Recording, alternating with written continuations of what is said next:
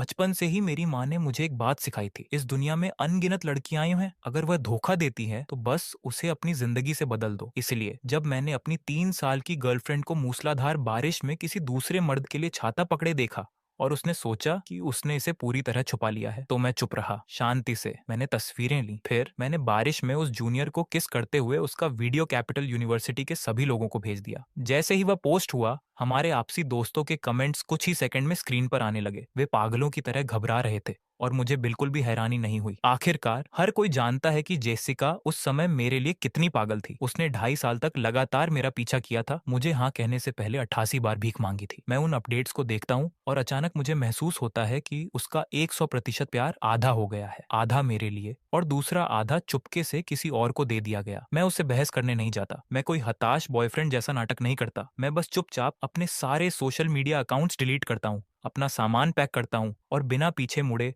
हमारे घर से बाहर निकल जाता हूँ। अगली सुबह जल्दी जेसिका को उसकी सबसे अच्छी दोस्त मिया का फोन आता है। जेसिका, क्या किसी गधे ने तुम्हारे दिमाग पर लात मार दी है? यह सुनकर जेसिका एक पल के लिए सुन्न हो जाती है, लेकिन मिया उसे सोचने का समय नहीं देती और तुरंत कोसना शुरू कर देती है। इतना शानदार लड़का मिला और तुम्हें उसकी कोई कद्र नहीं। तुम किसी दूसरे मर्द के चक्कर में पड़ रही हो। उसने तुम्हारा क्या बिगाड़ा था जो तुम उसके साथ इतना घटिया बर्ताव कर रही हो? चिल्लाने के बाद जेसिका आखिरकार मिया की बातों का असली मतलब समझ पाती है। वह उछलकर खड़ी हो जाती है। तुम्हारा क्या मतलब है? मुझे साफ साफ बताओ, मैं तुमसे पूछ रही हूँ, तुम इस वक्त कहाँ हो? जेसिका जवाब देने ही वाली होती है कि अचानक उसे याद आता है कि वह अभी भी लियो के साथ अस्पताल में है। उसके शब्द उसके होठों पर ही दम तोड़ देते हैं। मिया साफ तौर पर जानती है कि वह क्यों चुप है और उसका गुस्सा और बढ़ जाता है। तुम अभी भी उस लियो नाम के लड़के के साथ अस्पताल में हो ना? क्या तुम्हें अंदाजा भी है कि तुम्हारी तस्वीरें और वीडियो पूरे कैंपस फोरम पर फैले हुए हैं? यह सुनकर जेसिका का दिमाग फट जाता है। उसे अचानक याद आता है कि कल रात उसका कोई प्लान था, लेकिन लियो को अस्पताल ले जाने के बाद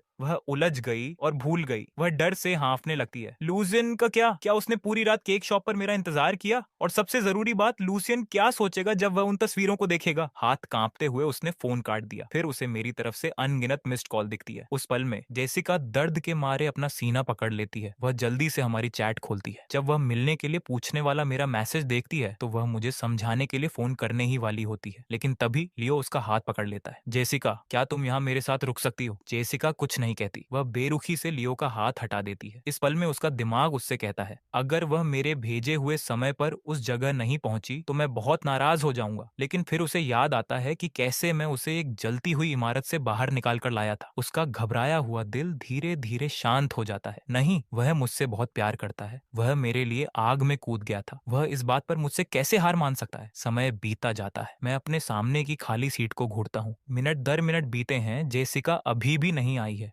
हमारे तय समय से 1 घंटा बीत चुका है। मैं निराश हूँ, लेकिन बहुत ज्यादा निराश नहीं। मैं बस आमने सामने ब्रेकअप करना चाहता था, लेकिन कोई साफ तौर पर इस कहानी का एक साफ अंत नहीं चाहता। इसी सोच के साथ मैं अपना सिर झुकाता हूँ और जो मैंने लिखा था उसे सोशल मीडिया पर पोस्ट कर देता हूँ। कुछ मिनट बाद कैपिटल यूनिवर्सिटी का कैंपस फोरम फिर से दहल जाता है। कोई मेरी पोस्ट का स्क्रीनशॉट ले लेता है। उसमें लिखा था, सिंगल रहकर खुश हूँ। मैं ऑनलाइन चल रहे ड्रामे को अनदेखा करता हूँ और सीधे एयरपोर्ट के लिए निकल जाता हूँ। वहां पहुंचने के बाद मैं ड्राइवर से कार को वापस विला ले जाने के लिए कहता हूँ और मिसेस रीड को ये बताने के बाद कि मैं कहाँ जा रहा हूँ, मैं अपना फोन बंद कर देता हूँ। फिर मैं प्लेन में सवार हो जाता हूँ। मेरे उड़ान भरने के 3 घंटे बाद जेसिका आखिरकार अस्पताल से निकलती है। उसे जिस चीज की उम्मीद नहीं थी वह थी ये खबर कि मैंने खुद को सिंगल घोषित कर दिया है। यकीन न होने पर वह मेरा सोशल मीडिया खोलती है, लेकिन उसे सिर्फ एक आड़ी लाइन दिखाई देती है। जेसिका सुन्न हो जाती है। वह सोचती है कि क्या मैंने उसे ब्लॉक कर दिया है या डिलीट कर दिया है। घबराहट में वह मेरा नंबर मिलाती है, लेकिन उसे बार बार वही ठंडी मैकेनिकल आवाज सुनाई देती है। जेसिका को समझ नहीं आ रहा कि वह किस स्थिति में है। उसे बस ये महसूस होता है कि जिस पल वह मुझसे संपर्क नहीं कर पा रही है उसकी पूरी दुनिया पलट गई है। उसके सामने की हर चीज का रंग उड़ जाता है। आखिरी उम्मीद के सहारे वह मेरे भेजे हुए पते पर दौड़ती है। जेसिका मुझे देखने की उम्मीद में चारों ओर देखती है, लेकिन कोई नहीं है। लोग आ रहे हैं और जा रहे हैं, लेकिन मेरा कोई नामो निशान नहीं है। ये कॉफी शॉप जेसिका ने सिर्फ मेरे लिए खोली थी। यही वह जगह है जहां हम अपने ज्यादातर डेट्स पर गए हैं। वह उस जानी पहचानी जगह को घूरती है। ऐसा लगता है जैसे हर टेबल पर मेरी उससे बात करने और मुस्कुराने की छवि है, लेकिन एक पल में वह भ्रम टूट जाता है। जेसिका एक स्टाफ मेंबर को ढूंढती है और शांति से पूछने की कोशिश करती है कि मैं कहाँ गया। यंग मास्टर लूसियन यहाँ 2 घंटे बैठे थे और फिर चले गए। उन्होंने कुछ ऑर्डर नहीं किया था। वह कब गए? मुझे सोचने दीजिए। करीब 10:30 बजे। उस समय के बारे में सोचते हुए जेसिका अपने फोन की तरफ देखती है। मैसेज में लिखा है, हम 9:30 बजे कॉफी शॉप पर मिलने वाले थे, लेकिन अब दोपहर के 2 बजे बज रहे हैं और मैं तय समय पर पहुंच गया था। फिर मैंने 1 घंटे तक उसका इंतजार किया। उस 1 घंटे में लूसियन क्या सोच रहा होगा? उसने क्या फैसला किया होगा जब उस 1 घंटे में मैं नहीं आई? उसने मुझसे एक बार भी संपर्क नहीं किया, हालांकि वह वास्तव में इसे स्वीकार नहीं करना चाहती। इस पल में जेसिका का सारा अहंकार और आत्मविश्वास टूट जाता है। उसे एहसास होने लगता है, मैं अब सच में बहुत नाराज हूँ। क्या लूसियन ऐसा इसलिए कर रहा है क्योंकि वह अब मुझे नहीं चाहता? जैसे ही यह विचार आता है, जेसिका की आंखें भर आती हैं। उसके हाथ एक चलती फिरती लाश की तरह बेकाबू होकर कांपने लगते हैं। वह अपनी कार में लौट आती है। उसके कांपे हाथ मेरा नंबर डायल करते रहते हैं। उसे नहीं पता कि कितना समय बीत जाता है जब पैसेंजर सीट पर रखा उसका दूसरा फोन वाइब्रेट करने लगता है। यह जरूर लियो होगा। वह इस फोन पर उस तक नहीं पहुंच पा रहा है, इसीलिए वह उसके बैकअप नंबर पर कॉल कर रहा है। लेकिन जेसिका का जवाब देने का कोई इरादा नहीं है। उसका सीना भारी महसूस हो रहा है, उसका सिर फट रहा है, उसकी आंखें जल रही हैं, यहाँ तक कि पलकें झपकना भी नामुमकिन लग रहा है। फिर भी उसका दिमाग पूरी तरह खाली है। जेसिका मुझे ढूंढने के लिए लूसियन के घर जाना चाहती है, लेकिन उसे एहसास होता है कि स्टीयरिंग व्हील को पकड़े हुए उसके हाथों में अब कोई ताकत नहीं बची है। पैरालिसिस के उन कुछ सेकंड्स में मिया की कॉल आती है। जेसिका तुरंत फोन उठाती है। पहली बात जो वह कहती है वह है, मेरी मदद करो। मिया एक पल के लिए ठिठक जाती है, फिर आह भरती है और मान जाती है। मिया को अपनी लोकेशन बताने के बाद जेसिका को आखिरकार एक राहत मिलती है। वह दर्द में बड़बड़ाती है, मैं लूसियन से संपर्क नहीं कर पा रही हूँ। मुझे नहीं पता था कि ऐसा होगा। वह भी दर्द में होगा, इसीलिए वह मुझसे बात नहीं करना चाहता। तुम अनजान नहीं हो, तुम बस लालची हो। जेसिका,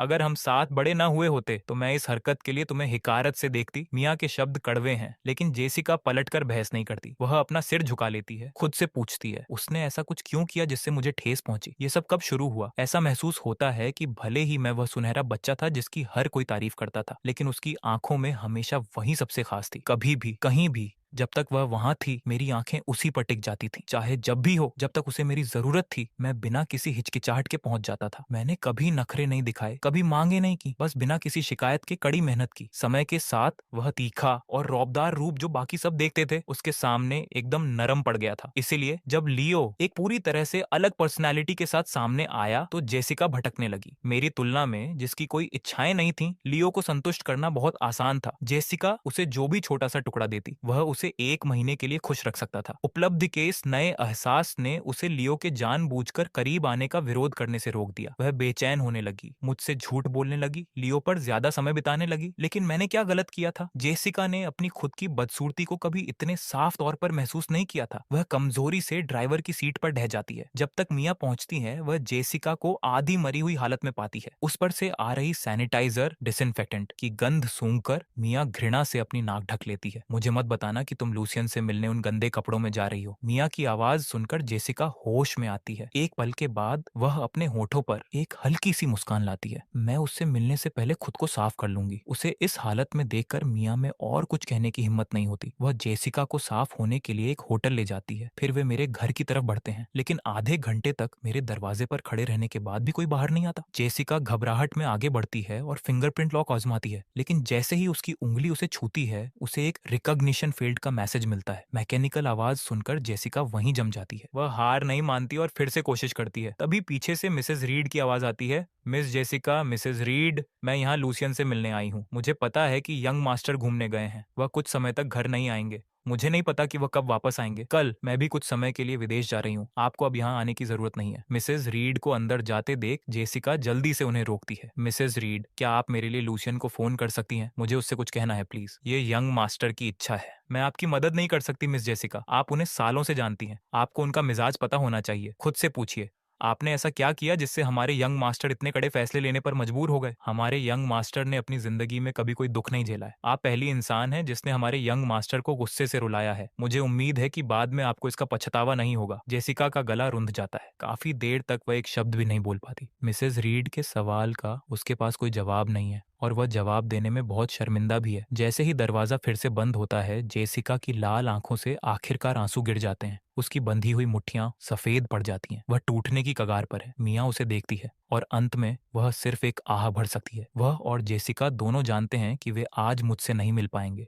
जहां तक भविष्य की बात है, जेसिका तो इसके बारे में सोचने की हिम्मत भी नहीं कर सकती। इस बीच दूसरी तरफ हार्बर सिटी इंटरनेशनल एयरपोर्ट पर मेरे प्लेन के लैंड होने के बाद मैं देखता हूं कि एक मोटे पेट वाला आदमी एक लड़की को परेशान कर रहा है। वह साफ तौर पर उसका कॉन्टैक्ट नंबर चाहता है और जब वह मना करती है तो वह उसे जानबूझकर छूता है। फिर अफवाहें फैलाने लगता है कि वह एक गोल्ड डिगर है। आसपास के सभी लोग बस तमाशा देख रहे हैं। मैं ये बर्दाश्त नहीं कर पाता, इसलिए मैं मदद के लिए आगे बढ़ता हूँ। लेकिन बस कुछ ही शब्दों के बाद वह आदमी आपा खो देता है और गाली गलौज करने लगता है। मैं इसे सहन नहीं करता। मैं तुरंत एक पंच मार देता हूँ। कुछ ही देर बाद एयरपोर्ट सिक्योरिटी दौड़कर आती है और हमें घेर लेती है। उसी समय कुछ ही दूरी पर बने वीआईपी लाउंज से कई जोड़ी आंखें ये सब देख रही होती हैं। इस लड़के की जबान तेज है। तेज तो है, लेकिन हार्बर सिटी एयरपोर्ट पर पंच मारकर वह मुसीबत में पड़ने वाला है। ये कोई बहुत बड़ी बात नहीं है, लेकिन छोटी भी नहीं है। अगर वह मोटे पेट वाला आदमी मानने से इनकार कर दे तो वह कुछ दिनों के लिए जेल जा सकता है। सेराफिना, क्या तुम इस हीरो को बचाने जा रही हो? चिंता मत करो, उसे इसकी जरूरत नहीं है। यह सुनकर क्लोई अपनी भौहें सिकोड़ती है और कुछ और कहना चाहती है, तभी वह मुझे एक फोन कॉल करते हुए देखती है। फिर सिक्योरिटी कैप्टन अपना वॉकी टॉकी उठाता है और कुछ कहता है। वह सम्मान पूर्वक मुझे जाने का इशारा करता है। मेरे जाने के बाद वे उस आदमी को, जो अभी भी दर्द में घुटनों के बल बैठा है, वहां से खींच कर ले जाते हैं। सेराफिना, तुम्हें कैसे पता था कि वह मुसीबत में नहीं पड़ेगा? जब वह लड़का प्लेन से उतरा तो फ्लाइट स्टाफ व्यक्तिगत रूप से उसे बाहर तक छोड़ने आया था। अगर स्टाफ उसके साथ इतना सम्मान से पेश आ रहा है तो इसका मतलब सिर्फ ये नहीं है कि वह अमीर है, उसकी कोई और पहचान भी होगी। एयरपोर्ट के बाहर वह लड़की बहुत उत्साहित है और मुझे खाना खिलाने की जिद करती है। मैं मना नहीं कर पाता। जब तक मैं होटल में चेक इन करता हूँ तब तक रात के 8 बज चुके होते हैं। अपने फोन को देखते हुए, जो लगातार आ रही कॉल्स की वजह से तेजी से डिस्चार्ज हो रहा है, मैं खींच कर अपनी भौहें सिकोड़ता हूँ। फिर मैं इसे चार्जिंग पर लगा देता हूँ और अपने माता पिता को फोन करके बताता हूँ कि मैं सुरक्षित पहुंच गया हूँ। अगले दिन मेरे माता पिता मुझसे अपना होटल का पता मेरी बड़ी बहन क्लेयर के साथ शेयर करने के लिए कहते हैं ताकि वह मेरे लिए कुछ चीजें भेज सके। फोन काटने के बाद मैं एक और कॉल आते हुए देखता हूँ। मैं अधीरता से अपनी जबान दबाता हूँ। भले ही ये एक अनजान नंबर है, लेकिन मुझे ये जानने के लिए सोचने की जरूरत नहीं है कि ये कौन है। जब जेसिका को लगता है कि मैं ये कॉल भी नहीं उठाऊंगा, तभी कॉल कनेक्ट हो जाती है। स्क्रीन को घूरते हुए जेसिका के दिल की धड़कन रुक जाती है। क्या तुम ठीक हो? एक दिन से भी कम समय में जेसिका एक टूटे हुए इंसान जैसी दिखने लगी है। उसकी लाल आंखों के नीचे डार्क सर्कल्स हैं। उसके पास कोई एनर्जी नहीं बची है। मैं उसकी हालत नहीं देख सकता, लेकिन मैं समझ सकता हूँ। फिर भी मुझे कोई परवाह नहीं है। मिस जेसिका, क्या आप थकी नहीं है? 99 मिस्ड कॉल्स। अगर मेरा फोन अच्छी क्वालिटी का नहीं होता तो मुझे लगता है कि ये अब तक क्रैश हो चुका होता। तुम कहाँ हो? मुझे आकर तुमसे मिलने दो। चलो आमने सामने बात करते हैं। ठीक है, तुम क्या कहना चाहती हो? मुझे बताओ कि तुमने पीठ पीछे लियो के साथ कैसे फ्लर्ट किया। मुझे बताओ कि तुम्हारा वह अनैतिक रोमांस कितना रोमांचक था। या मुझे बताओ कि भले ही तुमने धोखा दिया, लेकिन मैं ही वह हूँ जिससे तुम सबसे ज्यादा प्यार करती हो। जेसिका, तुम्हारी माफी का मेरे लिए कोई मतलब नहीं है। ऐसा नहीं है लूजियन, लियो और मेरे बीच कभी कुछ गंभीर नहीं हुआ। ज्यादा से ज्यादा वह सिर्फ एक हक, गले मिलना था,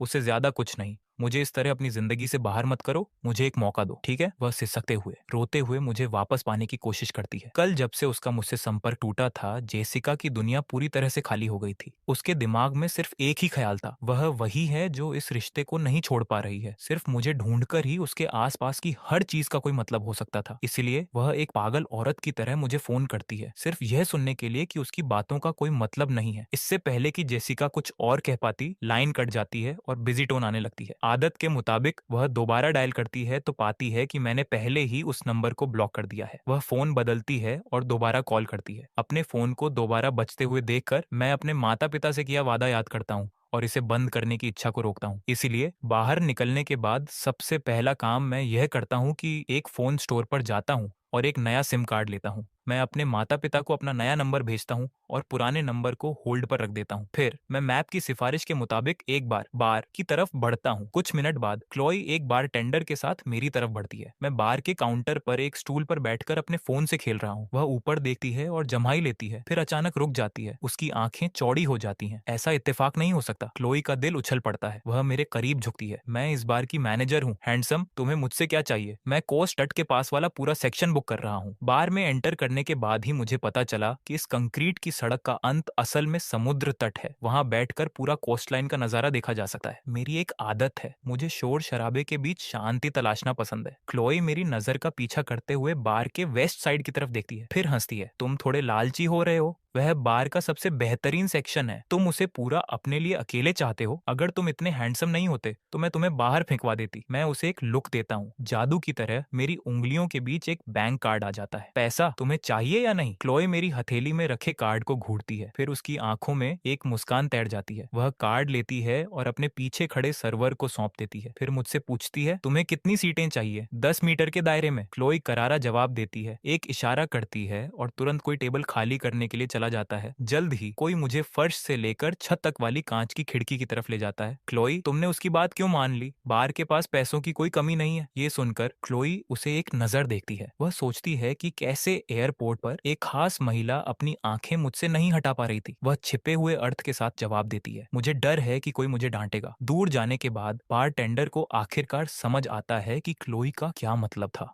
क्लोई को इस बात की परवाह नहीं है कि बार का स्टाफ क्या सोचता है। वह जल्दी से लिफ्ट में जाती है और दूसरी मंजिल पर पहुंचती है, फिर सीधे प्राइवेट रूम में घुस जाती है। अनुमान लगाओ कि मैं नीचे किससे मिली, लेकिन जब वह दरवाजा खोलती है तो अंदर बैठे दोनों लोग पहले ही सो चुके होते हैं। यह देखकर वह अपना मुंह बनाती है, आलस से जम्हाई लेती है और अपनी आंखें भी बंद कर लेती है। आधे घंटे बाद लूना उसे खाना खाने के लिए नीचे जाने के लिए जगाती है। क्लोई जम्हाई लेती है, नींद में उन दोनों के पीछे चल देती है। जैसे ही वह प्राइवेट रूम से बाहर कदम रखती है, क्लोई की नींद उड़ जाती है। वह बोलने ही वाली होती है कि वह सेराफिना को सामने खड़ा देखती है, जो नीचे की मंजिल को घूर रही होती है। उसकी नजर को नोटिस करते हुए क्लोई अपना माथा पीट लेती है। सेराफिना, मैं तुम्हें बताना भूल गई कि वह पूरा एरिया उस लड़के ने बुक कर लिया है। बार काउंटर जहां हम आमतौर पर खाते हैं, वह भी उसके 10 मीटर के दायरे में आता है। इस समय हॉल के 1/3 कस्टमर्स मेरी जगह के सामने लाइन में खड़े हैं। जो लोग लाइन में नहीं हैं, वे भी मुझ पर ही ध्यान लगाए हुए हैं। यहाँ तक कि काफी सारे लड़के भी मजे लेने के लिए आ गए हैं। मैं उन सभी का स्वागत करता हूँ। जब तक वे लाइन में खड़े हैं और अच्छे दिख रहे हैं, कोई भी मेरे सामने बैठकर खेल सकता है। जीतने वालों को मेरा कॉन्टैक्ट नंबर मिलता है। हारने वाले बाहर कोस्ट के किनारे एक चक्कर लगाते हैं। जब वे वहां खड़े होते हैं,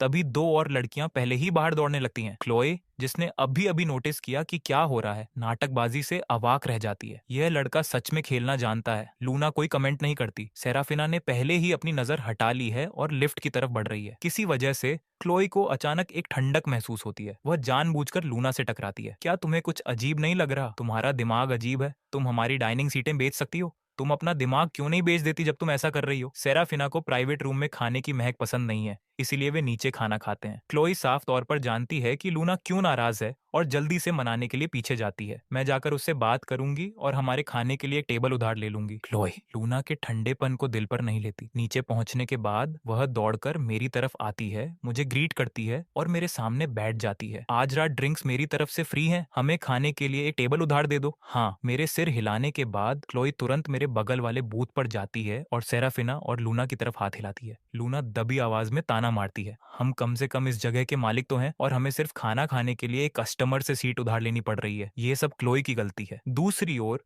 सेराफिना पूरी तरह से अप्रभावित लगती है। वह मेरी दिशा से अपनी नजर हटाती है, फिर आगे बढ़कर क्लोई के बगल में बैठ जाती है। खाने का इंतजार करते हुए क्लोई सोफे के उस हिस्से पर झुक जाती है जो मेरे सबसे करीब है और मुझे उन लोगों के साथ पासा डाइस खेलते हुए देखती है जो मुझ पर डोरे डालने आते हैं। मिनट दर मिनट बीते हैं। मेरे सामने बमुश्किल कोई लोग बचे हैं, उनमें से कोई भी मुझे हरा नहीं पाता। बहुत बोर होकर मैं जम्हाई लेता हूँ और जाने के लिए खड़ा हो जाता हूँ। क्लोई ये देखकर ठिठक जाती है, फिर जल्दी से बोलती है, तुम जा रहे हो? बहुत बोरिंग है, क्यों ना तुम हमारे साथ आकर खेलो। सेराफिना पासा खेलने में बहुत अच्छी है। ये सुनकर मैं रुक जाता हूँ। मैं अपना सिर घुमाता हूँ। मेरी नजर उस महिला पर पड़ती है जो अपना फोन स्क्रॉल कर रही है। ईमानदारी से कहूँ तो वह अब तक की सबसे आकर्षक महिला है जिससे मैं मिला हूँ। जैसे ही उसे मेरी नजर का एहसास हो, हमारी आंखें मिलती हैं। मैं उसकी तरफ खुलकर सिर हिलाता हूँ, फिर उसके पास जाता हूँ। खेलना चाहती हो? सेराफिना धीरे से हंसती है, जानबूझकर पूछती है, क्या खेलना है? मेरी तरफ इतना शोर शराबा हो रहा था, हो सकता है उसने ध्यान न दिया हो, जो कि मुमकिन है क्योंकि वह अपने फोन पर थी। मैं एक पल के लिए सोचता हूँ और अपनी सारी दिलचस्पी खो देता हूँ। मैं सिर्फ इसलिए आया था क्योंकि उसकी नजर मुझ पर पड़ी थी। चूंकि उसे कोई दिलचस्पी नहीं है, इसलिए मैं परेशान नहीं करूंगा। इसी सोच के साथ मैं एक माफी भरी मुस्कान देता हूँ। परेशान करने के लिए माफी चाहता हूँ। इसके साथ ही मैं जाने के लिए मुड़ता हूँ। मुझे दूर जाते देख सेराफिना को अपनी अपने सीने में एक अजीब सी जकड़न महसूस होती है। खेल शब्द बाहर निकल जाता है। मैं इसे सुनता हूँ, लेकिन फिर भी ऐसा नाटक करता हूँ जैसे मैंने नहीं सुना। लेकिन क्लोई नहीं चाहती कि मैं इस तरह जाऊं। वह मुझे रोकने के लिए दौड़ती है, घबराहट में बोलती है, खेलेंगे खेलेंगे खेलेंगे। सेराफिना ने कहा कि वह खेलेगी। मैं उसके साथ नहीं खेल रही हूँ, मैं तुम्हारे साथ खेलूंगी। यह सुनकर क्लोई ठिठक जाती है, लेकिन अगले ही पल वह सेराफिना का लुक पकड़ लेती है और तुरंत रिएक्ट करती है। वह पागलों की तरह अपना सिर हिलाती है। मुझे खेलना नहीं आता, तुम सेराफिना के साथ खेलो, वह सच में बहुत अच्छी है। उसके शब्द तारीफ हैं, लेकिन उसकी आंखें भीख मांग रही हैं। भगवान जानता है कि सेराफिना शायद ही कभी किसी को दोबारा देखती है। अगर उसने इसे बर्बाद कर दिया तो सर्कल के बड़े लोग उसकी चमड़ी उधेड़ देंगे। हालांकि यह हमारी पहली मुलाकात है, मैं जल्दी से समझ जाता हूँ कि उसका क्या मतलब है। मेरा वास्तव में मूड नहीं है, इसीलिए मैं विनम्रता से मना करने का प्लान बनाता हूँ, लेकिन वह मेरे साथ नहीं खेलना चाहती। ऐसा कैसे हो सकता है? वह बस नाटक कर रही है। तुम जानते हो ना, मैं हंसे बिना नहीं रह पाता। मैं सेराफिना की तरफ देखने के लिए मुड़ता हूँ और उसे इस टिप्पणी पर थोड़ा असहज और अजीब महसूस करते हुए देखता हूँ। फिर भी वह ऐसा सख्त चेहरा बनाए रखने की कोशिश कर रही है जैसे कुछ हुआ ही ना हो। मैं और भी खुलकर हंसता हूँ। उसके सामने वापस बैठे हुए मैं टेबल पर पासे के कप को हिलाता हूँ। हम कैसे खेलेंगे? सेराफिना थोड़ा आगे झुकती है। बेस्ट ऑफ 3 तुम्हारे रूल्स। हारने वाला बाहर एक चक्कर लगाएगा, जीतने वाले को कांटेक्ट नंबर मिलेगा। ठीक है, बड़ा या छोटा? सेराफिना दबाव नहीं डालती, मुझे फैसला करने देती है। छोटा तो पहले तुम। सेराफिना अब मना नहीं करती। वह पासे के कप को आगे बढ़ाती है, टेबल पर उसे 2 या 3 बार लापरवाही से हिलाती है और रुक जाती है। फिर वह मुझे आगे बढ़ने का इशारा करती है। मैं नीचे रखने से पहले अपने कप को केवल कुछ ही बार हिलाता हूँ, लेकिन रिजल्ट वास्तव में वैसा ही है जैसा क्लोई ने कहा था। भले ही मैं हर बार 111 रोल करता हूँ, सेराफिना 3 पासे एक के ऊपर एक स्टैक करके रोल करती है, जिससे सिर्फ एक दिखाई देता है। मेरे पास कोई मौका नहीं है। शर्त तो शर्त है। मैं तुरंत खड़ा हो जाता हूँ, बाहर चक्कर लगाने के लिए तैयार। मेरी हरकत देखकर सेराफिना एक त्वरित नजर डालती है। क्लोए तुरंत समझ जाती है और मुझे फिर से रोक देती है। रुको हैंडसम, जरा रुको। क्या आप लेडीज इतनी दयालु हैं कि नहीं चाहती कि मैं दौड़ूं? बिल्कुल नहीं, हम जीते हैं, हमें तुम्हारा कॉन्टैक्ट नंबर चाहिए। ये सुनकर मैं अब और नाटक नहीं कर पाता। मैं अपना फोन निकालता हूँ और सेराफिना के साथ कॉन्टैक्ट एक्सचेंज करने के बाद क्लोई भी बीच में कूद पड़ती है। मैं भी तुम्हें ऐड करना चाहती हूँ, लेकिन मेरी पासा खेलने की स्किल तुम्हारी जितनी अच्छी नहीं है। क्यों ना अब से यहाँ तुम्हारी सारी ड्रिंक्स मेरी तरफ से फ्री हो। तुम इसके बजाय मुझे डिनर पर ट्रीट दे सकती हो। क्लोई अपनी पर्सनालिटी से साफ तौर पर जानती है कि अच्छा खाना कहाँ मिलता है। उसकी बात मानते हुए मुझे खराब खाना मिलने की कोई चिंता नहीं है। मेरी बात सुनकर क्लोई जल्दी से कोड स्कैन करती है। डील रही फिर। मैं क्लोई हूँ। वैसे क्या तुम हार्बर सिटी घूमने आए हो? अभी के लिए कुछ ऐसा ही समझो। अगर तुम्हें किसी चीज की जरूरत हो तो बस मुझे मैसेज कर देना। मैं आराम करने जा रहा हूँ, अगली बार मिलते हैं। क्लोई के रोकने का इंतजार किए बिना मैं बार से पहले निकल जाता हूँ। कुछ मिनट बाद सेराफिना के विचार मग्न चेहरे को देखकर लूना पूछे बिना नहीं रह पाती। क्या हुआ सेराफिना? क्या तुम्हें उसमें दिलचस्पी है? सेराफिना अपने दुखते माथे को मलती है और आह भरती है, लेकिन उसे मुझमें कोई दिलचस्पी नहीं है। लूना कोई कमेंट नहीं करती, वह क्लोई की तरफ देखती है। ऐसा लगता है कि वह तुम्हारे मुकाबले क्लोई के साथ ज्यादा फ्रैंक था। इससे क्लोई चौंक जाती है, जो मेरे सोशल मीडिया को स्क्रॉल कर रही थी। ऐसा कैसे हो सकता है? लेकिन पिछले सीन को याद करते हुए ऐसा लगता है कि यह सच है। लूसियन ने सेराफिना की तुलना में मुझे ज्यादा दोस्ताना लुक दिए। वह अपना फोन सेराफिना को सौंपती है। देखो, उसका अभी कुछ ही दिन पहले ब्रेकअप हुआ है, उसकी पोस्ट से ऐसा लग रहा है। ये सुनकर लूना अविश्वसनीय चेहरे के साथ करीब झुकती है। क्या ऐसा नहीं हो सकता? वास्तव में कोई इतना अंधा भी है? भले ही मेरी पर्सनैलिटी और लुक्स उसके टाइप के नहीं है, लेकिन वह झूठ नहीं बोलेगी कि मैं अच्छा नहीं हूँ। लेकिन जब वह देखती है कि मेरी पोस्ट में क्या है, तो वह शायद ही कभी चुप होती है। सच में कोई इतना अंधा है? क्लोई अपनी भौहें सिकोड़ती है और एनालाइज करने लगती है। तो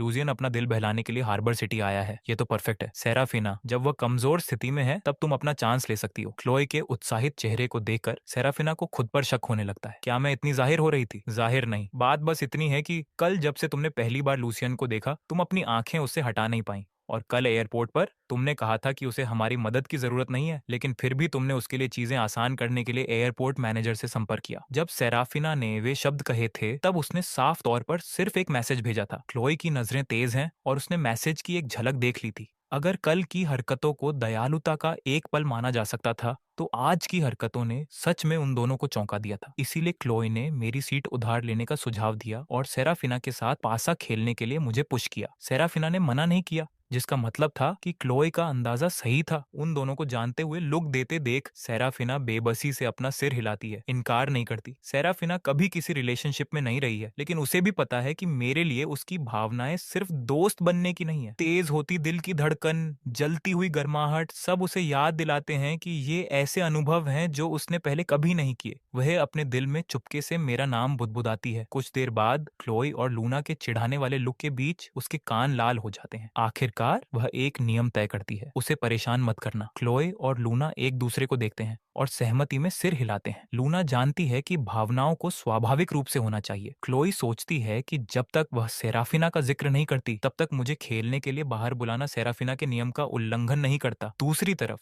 जैसे ही मैंने बार छोड़ा, मैंने नोटिस किया कि काफी सारी छिपी हुई आंखें मेरी मूवमेंट को ट्रैक कर रही थी। अजीब बात है, इससे पहले कि मैं कुछ कर पाता वे नजरें पूरी तरह से गायब हो गईं। मैंने उस एरिया के कुछ और चक्कर लगाए और ये कंफर्म करने के बाद ही कि मेरा पीछा करने वाले लोग सच में चले गए हैं, मैंने होटल के लिए एक कैब ली। जल्दी से हाथ मुंह धोने के बाद मैं अपना फोन लेकर होटल की बालकनी में जाता हूँ। मैं रॉकिंग चेयर पर लेट जाता हूँ, अपना मैसेजिंग ऐप खोलता हूँ और रिप्लाई करना शुरू करता हूँ, मुझे वापस ऑनलाइन देकर। माइक तुरंत कुछ क्वेश्चन मार्क्स भेजता है और मुझे आज जो कुछ भी हुआ उसकी जानकारी देना शुरू करता है। कैंपस फोरम पर जेसिका और लियो की तस्वीरें और वीडियो सब गायब हो गए हैं। उसका अंदाजा है कि जेसिका ने किसी से कहकर उन्हें हटवा दिया है। इसके ऊपर माइक एक फोटो भेजता है। जेसिका ने कैंपस फोरम पर पोस्ट करते हुए लिखा है, लियो के साथ ये सब सिर्फ एक गलतफहमी है, हम दोनों अभी भी साथ हैं, हमारा ब्रेकअप नहीं हुआ है। मैं देखता हूँ कि बहुत से लोग इस पर विश्वास कर रहे हैं। हम बचपन के दोस्त के रूप में बड़े हुए, कुछ सालों तक डेट किया और हमारे लुक्स, फैमिली और एबिलिटी सब मैच करते थे। कैपिटल यूनिवर्सिटी के स्टूडेंट्स की आंखों में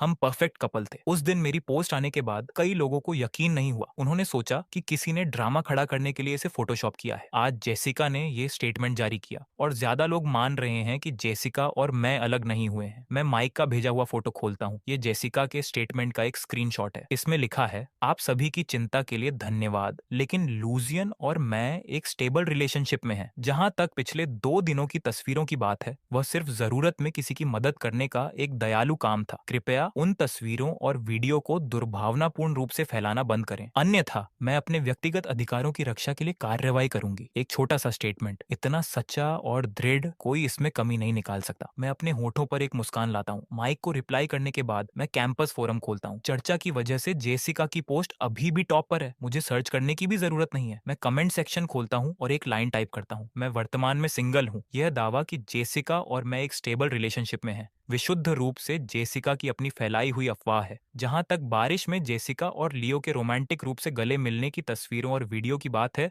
उन्हें मूल रूप से मैंने ही रिलीज किया था। उन दोनों को हमेशा साथ रहने की विनम्र शुभकामनाएं। इसे पोस्ट करने के बाद मैं सोचता हूँ कि जब जेसिका मुझे इतना परेशान करना चाहती है तो मुझे शालीन होने की कोई जरूरत नहीं है। इसीलिए मैं मैसेज को कॉपी करता हूँ और अपनी खुद की प्रोफाइल पर पोस्ट करता हूँ और जेसिका और लियो को टैग कर देता हूँ। इस सब के बाद मुझे फ्रेश महसूस होता है। मैं थोड़ी देर अपने फोन पर खेलता हूँ, फिर सोने के लिए अपने कमरे में चला जाता हूँ। इस बीच जेसिका का चेहरा इतना काला पड़ गया है कि पहचाना नहीं जा सकता। मेरी रिप्लाई देखने के बाद वह तुरंत कैंपस फोरम पर हमारी प्राइवेट चैट खोलती है। लूसियन, तुम कहाँ हो? क्या तुम्हें इतना बेरहम होना पड़ेगा? इन सारे सालों के साथ की खातिर मुझे समझाने का एक मौका दो, ठीक है? वह लंबे समय तक इंतजार करती है, लेकिन जेसिका को अभी भी मेरी तरफ से कोई जवाब नहीं मिलता। वह बेबसी से सोफे पर टिक जाती है, टेबल पर रखी वाइन को एक ही घूंट में गटक जाती है और मुझे फिर से मैसेज करती है, नहीं मिलना ठीक है, मैं अभी लियो से तुम्हें समझाने के लिए कहूंगी, ठीक है? मैं बस इतना चाहती हूँ कि तुम मेरी थोड़ी और परवाह करो। उसका और मेरा सिर्फ वही एक हक था। लूजियन, मैं सिर्फ तुमसे प्यार करती हूँ, मैंने कभी तुम्हें छोड़ने के बारे में नहीं सोचा। कृपया इतने क्रूर मत बनो और मुझे मत छोड़ो, ठीक है? यह मैसेज भेजने के बाद जेसिका सोफे से नीचे कालीन पर फिसल जाती है। उसे नहीं पता कि किस ताकत ने दखल दिया है। चाहे जो भी हो, वह पता नहीं लगा पा रही है कि मैं अभी कहाँ हूँ। मैं उसे सांस लेने का एक पल भी नहीं दे रहा हूँ, एक मौका भी नहीं। मैं बस उसकी जिंदगी से इस तरह गायब हो जाता हूँ। जेसिका लगातार दर्द में है। वह बस हमारी चैट हिस्ट्री को स्क्रॉल कर सकती है, इस उम्मीद में कि अगले ही सेकंड उसे मेरी तरफ से कोई मैसेज मिलेगा। वह सोचती है कि भले ही मैं उसे गाली दूं या मारूं, वह कोई मैसेज न मिलने से बेहतर होगा। लेकिन जब उसे सच में मेरा ठंडा, बेरहम जवाब मिलता है तो ऐसा लगता है जैसे उसके दिल में कोई चाकू घोंप रहा हो। जेसिका अपनी आंखें बंद कर लेती है, आंसू उसके गालों पर बहने लगते हैं। लूजियन, मैं सच में जानती हूँ कि मैं गलत थी। तुम मेरे लिए अपना दिल थोड़ा सा भी नरम क्यों नहीं कर सकते? तुम मुझसे इतना प्यार करते थे। जब से मैंने कैंपस फोरम पर वह बम गिराया है, मैंने कैपिटल सिटी की खबरों पर ज्यादा ध्यान नहीं दिया है। आज बारिश के दौरान मैं एक झपकी लेता हूँ। जैसे ही मैं जागता हूँ, मुझे क्लोई का एक मैसेज मिलता है। हमारी सिर्फ एक बार मुलाकात हुई है। मुझे वास्तव में उसके इतने एक्टिव होने की उम्मीद नहीं थी। मैं चैट खोलता हूँ, लूजियन, बाहर आकर खेलना चाहते हो? मैं एस्टेट पर एक पार्टी दे रही हूँ, नजारा अच्छा है, इंटरेस्टेड हो? जैसे ही मैं चैट खोलता हूँ, क्लोई को अपनी तरफ टाइपिंग का नोटिफिकेशन दिखता है और वह जल्दी से एक और मैसेज भेजती है, आ जाओ आ जाओ, वे सब मेरे सर्कल के अच्छे लोग हैं, मैं बिल्कुल भी उन्हें तुम्हें परेशान नहीं करने दूंगी। ये देखकर मैं एक पल के लिए सोचता हूँ और नहीं आ रहा शब्द डिलीट कर देता हूँ। उसने पहले ही सब कुछ सोच लिया है और मेरे पास भी करने के लिए कुछ नहीं है। खेलने जाने में कोई बुराई नहीं है। मैं उससे समय और लोकेशन पूछता हूँ। ये देखकर कि मैं मान गया हूँ, क्लोए बहुत खुश हो जाती है। हम 1 घंटे में निकल रहे हैं। ये प्राइवेट प्रॉपर्टी है, बाहर की कारें अंदर नहीं आ सकती। मैं तुम्हें लेने आ जाऊंगी, या अगर तुम चाहो तो मैं चौराहे पर इंतजार कर सकती हूँ। चूंकि मैं जाने के लिए पहले ही मान चुका हूँ, इसलिए मुझे अपना पता देने में कोई आपत्ति नहीं है। हार्बर सिटी में उनके पारिवारिक स्टेटस को देखते हुए अगर वे सच में चाहते तो मुझे ढूंढ सकते थे, इसीलिए मैं उसे सीधे अपनी लोकेशन भेज देता हूँ। 1 घंटा जल्दी से बीत जाता है। मैं अभी उठा ही हूँ कि मुझे क्लोए की तरफ से एक फोटो मिलती है जिसके कैप्शन में लिखा है, मैं नीचे हूँ। अपनी बहन क्लेयर को अपने प्लान्स के बारे में बताने के बाद मैं लिफ्ट से नीचे जाता हूँ। जब मैं होटल से बाहर आता हूँ तो क्लोई मुझे एक ही बार में पहचान लेती है। वह पहले खिड़की से बाहर झुकती है, फिर उसे एहसास होता है कि यह ठीक नहीं है और वह जल्दी से वापस अंदर दुबक जाती है और दरवाजा खोलती है। असल में क्लोई को मुझे ढूंढने के लिए हाथ हिलाने की जरूरत नहीं है। वह सफेद कार बहुत ज्यादा ध्यान खींचने वाली है। मैं जल्दी से कार की तरफ बढ़ता हूँ, ये सोचते हुए कि आगे बैठूं या पीछे। क्लोई सीधे मेरे लिए पीछे का दरवाजा खोलती है। आगे की सीट रिजर्व्ड है, इसलिए तुम्हें पीछे बैठना पड़ेगा। सॉरी। मैं सिर हिलाता हूँ, उसे धन्यवाद देता हूँ और अंदर बैठने ही वाला होता हूँ कि मेरी नजर में एक जोड़ी हाथ आते हैं। मैं अपनी आंखें ऊपर उठाता हूँ और मेरी नजर कार में बैठे व्यक्ति से मिलती है। उसे दोबारा देखकर भी मैं सेराफिना की खूबसूरती से दंग रह जाता हूँ। वह बस परफेक्ट है। मदद चाहिए? यह सुनकर मैं उसका इरादा नहीं समझ पाता। मैं उसके हाथ को देखता हूँ, फिर उसके चेहरे को, और आखिरकार अपना हाथ बेधड़क उसकी बांह पर रख देता हूँ। बैठने के बाद मैं अपनी सीट बेल्ट बांधना शुरू करता हूँ। सेराफिना उस जगह को घूरती रहती है जहां मेरा हाथ था। वह सोचती है कि मेरा हाथ बहुत गर्म था और जिस पल मेरे हाथ ने उसे छुआ उसके दिल में गुदगुदी हुई और उसका शरीर कांप उठा। सेराफिना को अजीब लगता है, जैसे उसका पूरा शरीर जलने वाला हो। वह अपने होठों को आपस में दबाती है, महसूस करती है कि उसके कान गर्म हो रहे हैं और इसे छिपाने की कोशिश में जल्दी से अपना सिर खिड़की की तरफ घुमा लेती है। क्लोई रियर व्यू मिरर के जरिए पीछे का सीन पकड़ लेती है। चुपके से कुछ बार हंसती है, फिर वह एक धुन गुनगुनाती है और कार को सड़क पर आगे बढ़ा देती है। मैं सीट बेल्ट को थोड़ा कसकर पकड़ता हूँ। सेराफिना, जिसने खुद को संभाल लिया है, मेरी मूवमेंट को ध्यान से नोटिस करती है। वह एक पल के लिए अपनी भौहें सिकोड़ती है, फिर सामने वाली सीट को धीरे से लात मारती है। गाड़ी धीरे चलाओ। क्यों? क्या तुम्हारी तबीयत ठीक नहीं है? मुझे कार सिकनेस, गाड़ी में चक्कर आना होती है। ठीक है, कोई बड़ी बात नहीं है। जब मुझे कार सिकनेस होती है तो मुझे उल्टी नहीं आती, मुझे बस चक्कर आते हैं। यह सुनकर क्लोई तुरंत गाड़ी और धीमी कर देती है। उसकी हरकत को नोटिस करते हुए मैं उसे जल्दी से रोकता हूँ। बस अपनी यूजुअल स्पीड से चलाओ, एक ही बार में निपटाना बेहतर है। क्लोई शक के घेरे में दिखती है, लेकिन मेरा दृढ़ लुक देखकर वह फिर से स्पीड बढ़ा देती है। करीब कुछ मिनट बाद सेराफिना अचानक उसे कार रोकने के लिए कहती है। जल्द ही सड़क के किनारे इंतजार कर रहा कोई व्यक्ति एक पेपर बैग सौंपता है। सेराफिना इसे लेती है, चेक करने के लिए खोलती है और ये कंफर्म करने के बाद कि ये वही है जो उसने ऑर्डर किया था,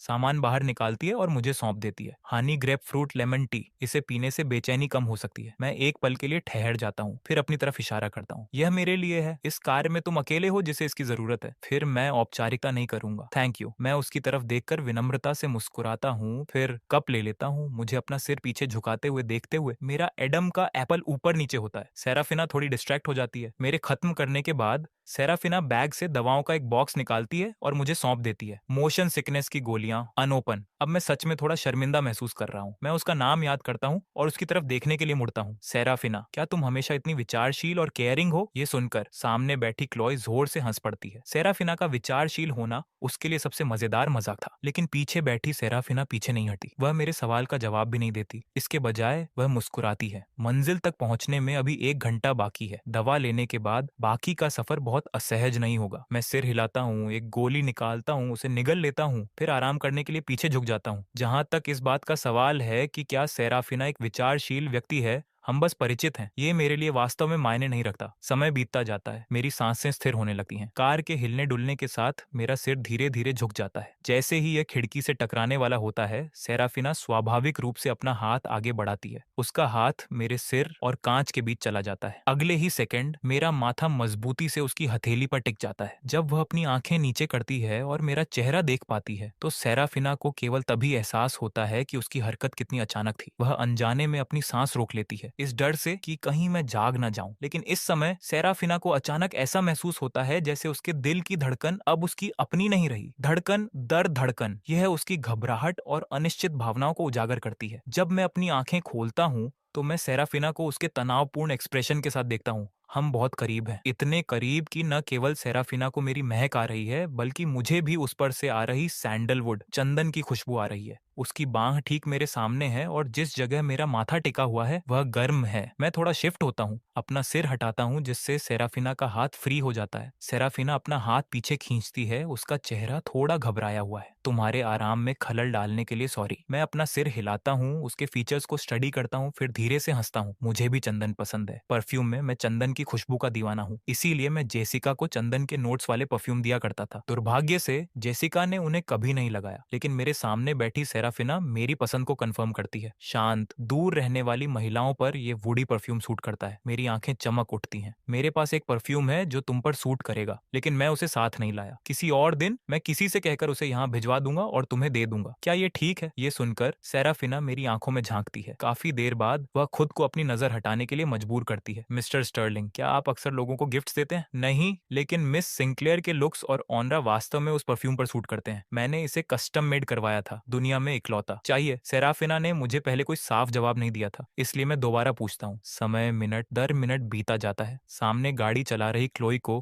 कार में एक अनकहा तनाव महसूस होता है, लेकिन वो इतनी स्मार्ट है कि बीच में दखल नहीं देती। काफी देर बाद सेराफिना अपनी मुस्कान दबाते हुए सिर हिलाती है। डील रही फिर। इसके साथ ही मैं अपने फोन पर उससे पता पूछता हूँ। क्लोई थोड़ी देर और गाड़ी चलाती है, फिर हमें याद दिलाती है, हे हम पहुंच गए हैं। इसके साथ ही उसकी कार एक चौराहे पर रुकती है जहाँ दो कारें पहले से खड़ी हैं। एक युवा लड़का दौड़कर हमारी तरफ आता है। क्लोई, तुम गद्दार हो, तुमने मुझे पिक नहीं किया। लेकिन जब वह देखता है कि पीछे की सीट पर कौन बैठा है, तो वह अचानक अटेंशन में खड़ा हो जाता है और जल्दी से एक चापलूसी भरी मुस्कान लाता है। सेराफिना, लंबे समय से मिले नहीं। सेराफिना उसे ठंडी नजर से देखती है, कुछ नहीं कहती, लेकिन वह एक लुक ही जेक को कंका पाने के लिए काफी है। बड़ा होने के दौरान जैक किसी से और किसी चीज से नहीं डरता। वह अपने खुद के डैड के साथ भी मुकाबला कर सकता है, लेकिन सेराफिना एक ऐसी इंसान है जिससे वह दिल से डरता है। अगर उसे पता होता कि सेराफिना आज आने वाली है, तो वह निश्चित रूप से कोई बहाना बनाकर इसे छोड़ देता। क्या यह नहीं कहा गया था कि सेराफिना नहीं आएगी? वह अचानक क्यों आ गई? वह अपनी गर्दन झुकाता है, दूसरों के पीछे छिपना चाहता है, लेकिन जब वह हिलता है तो वह दूसरे व्यक्ति को कार से बाहर निकलते हुए देखता है। इंट्रोडक्शन के बाद वह मुझे ग्रीट करता है। वह बहुत ज्यादा दोस्ताना टाइप का लगता है। बस कुछ ही बातचीत के बाद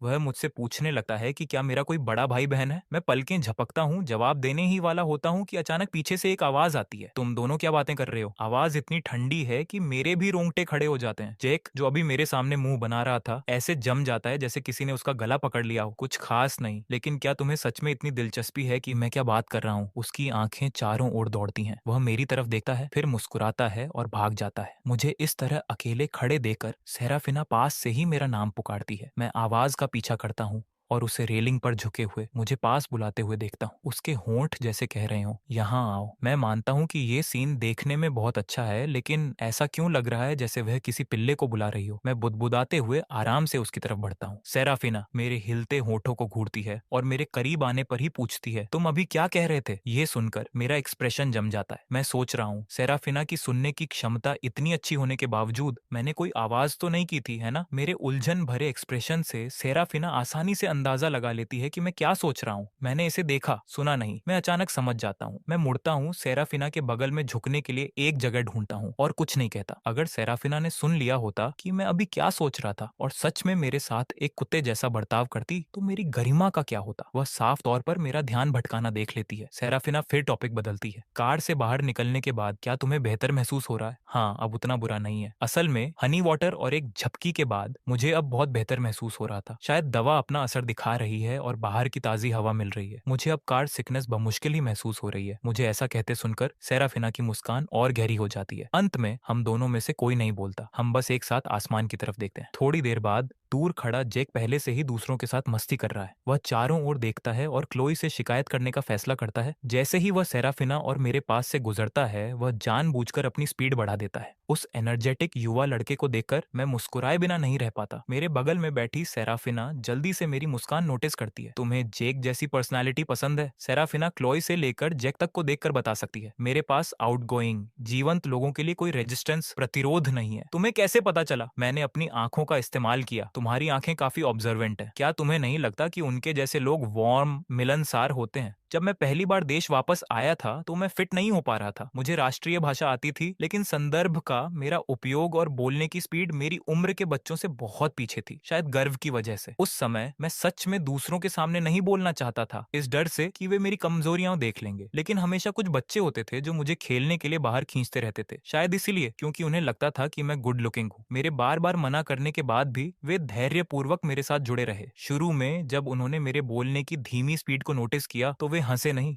उन्होंने धैर्यपूर्वक मेरे खत्म करने का इंतजार किया और बाद में मुझे प्रैक्टिस करने में मदद की। समय के साथ एक बार जब मैं कंफर्टेबल हो गया तो मैं अपने परिवेश में पूरी तरह से घुल मिल गया। भले ही हम में से ज्यादातर लोगों का ग्रेजुएशन के बाद संपर्क टूट गया, लेकिन तब से मुझे स्वाभाविक रूप से उनके जैसी पर्सनालिटी वाले लोगों से लगाव है। मैं पुरानी यादों में खोया हुआ हूँ। वार्म शब्द सुनने के बाद सेराफिना अंदर ही अंदर आत्मनिरीक्षण करने लगती है। मेरी जैसी पर्सनालिटी के साथ क्या लूसियन मुझे वार्म पाएगा? जवाब जाहिर तौर पर ना है। क्लोई और कुछ अन्य लोगों को छोड़कर हार्बर सिटी में शायद ही कोई ऐसा हो जो उससे न डरता हो। वह निश्चित रूप से ऐसी इंसान नहीं है जो दूसरों को वार्म महसूस कराए। कुछ ही देर बाद हम फिर से निकल पड़ते हैं और एस्टेट पहुंचते हैं। कारों से बाहर निकलने के बाद हर कोई अपने अपने रास्ते चला जाता है। सिर्फ जैक और मेरे पास करने के लिए कुछ नहीं है। वह मुझे एस्टेट के कोने में खींचता है, फिर मुझे थम्स अप देता है। लूजियन, तुम बहुत कूल हो। तो चूंकि मैं तुम्हारी इतनी तारीफ कर रहा हूँ, क्या तुम मुझे बता सकते हो कि तुम्हारे और सेराफिना के बीच क्या चल रहा है? तुम क्यों पूछ रहे हो? क्योंकि तुम पहले लड़के हो जिसे उसने फेवर दिखाया है। पहले वाले? सच में? सेराफिना के लुक्स को देखते हुए उसके पास बहुत सारे एडमायरर्स होने चाहिए। हैरान हो ना? मैं भी हूँ। लूजियन, तुमने सेराफिना को आखिरकार कैसे जीता? जिस तरह से वह पूछ रहा है वह साफ तौर पर सोचता है कि सेराफिना और मेरे बीच कुछ चल रहा है। जेक के दिमाग में सेराफिना ठंडी है, धीरे धीरे घुलने मिलने वाली और दूर रहने वाली है। उसके जैसे लोगों को सेराफिना को केवल उसके परिवार के बड़ों की वजह से देखने का मौका मिलता है, लेकिन मैं अलग हूँ। उसने क्लोई से जो सुना उसके अनुसार सेराफिना आज इस पार्टी में भी आई थी, जिसमें आने का उसका पहले कोई प्लान नहीं था। फिर भी ये हमारी सिर्फ दूसरी मुलाकात है, और अभी जब सब इकट्ठा हुए तो सेराफिना ने मुझे अपनी कार में खींचने का बहाना भी बनाया, मेरे ड्राइवर के रूप में काम किया। जेक को तो छोड़ ही दो, क्लोई और दूसरों ने भी कभी उस कार की सवारी नहीं की है जिसे सेराफिना ने चलाया हो। तुम क्या कह रहे हो? मैंने उसे जीत लिया। उलझन में मैं पास ही खड़ी सेराफिना की तरफ देखने के लिए मुड़ता हूँ। जैसे ही उसे मेरी नजर का एहसास होता है वह भी अपनी आंखें मेरी तरफ घुमाती है। हमारी आंखें मिलती हैं। मैं उसकी तरफ खुलकर मुस्कुराता हूँ, फिर जेक की तरफ मुड़ता हूँ। मैं उसे जीतने वाला क्यों हूँगा? क्या ऐसा नहीं हो सकता कि वह मुझे जीतने की कोशिश कर रही हो? क्लोई के रिएक्शंस के साथ मिलकर मैं इतना नासमझ नहीं हूँ कि यह ना बता सकूं कि सेराफिना मेरे लिए भावनाएं रखती है। लूसियन, ये बोल्ड है। क्या तुम सीरियस हो? बस तुम्हारे मजे ले रहा हूँ। मेरा सेराफिना के साथ कुछ करने का कोई प्लान नहीं है, इसलिए इसका गलत मतलब मत निकालो। मेरा सपाट रिएक्शन देखकर जेक घबरा जाता है। लेकिन तुम कर सकते थे। मैं तो बस उत्सुकतावश पूछ रहा हूँ और कुछ नहीं। मेरी पसंद का कोई है जिसके साथ मैं अभी आया हूँ? मुझे पता है घबराने की जरूरत नहीं है। उसका घबराया हुआ चेहरा देखकर मैं जल्दी से उसे आश्वस्त करता हूँ। साथ ही यह भी सोचता हूँ कि आखिरकार सेराफिना ने ऐसा क्या किया कि कोई इस हद तक डर गया। तभी पीछे से जाने पहचाने कदमों की आवाज आती है। जेक की पोजीशन ऐसी है कि वह देख सकता है कि कौन आ रहा है। जैसे ही उसकी आंखें स्कैन करती हैं, अगले ही सेकंड वह मेरे पीछे छिप जाता है। लूजियन, सेराफिना और क्लोए आ रही हैं। उसे मेरे पीछे पूरी तरह से सिकुड़ने की कोशिश करते देखकर क्लोए हंसना चाहती है।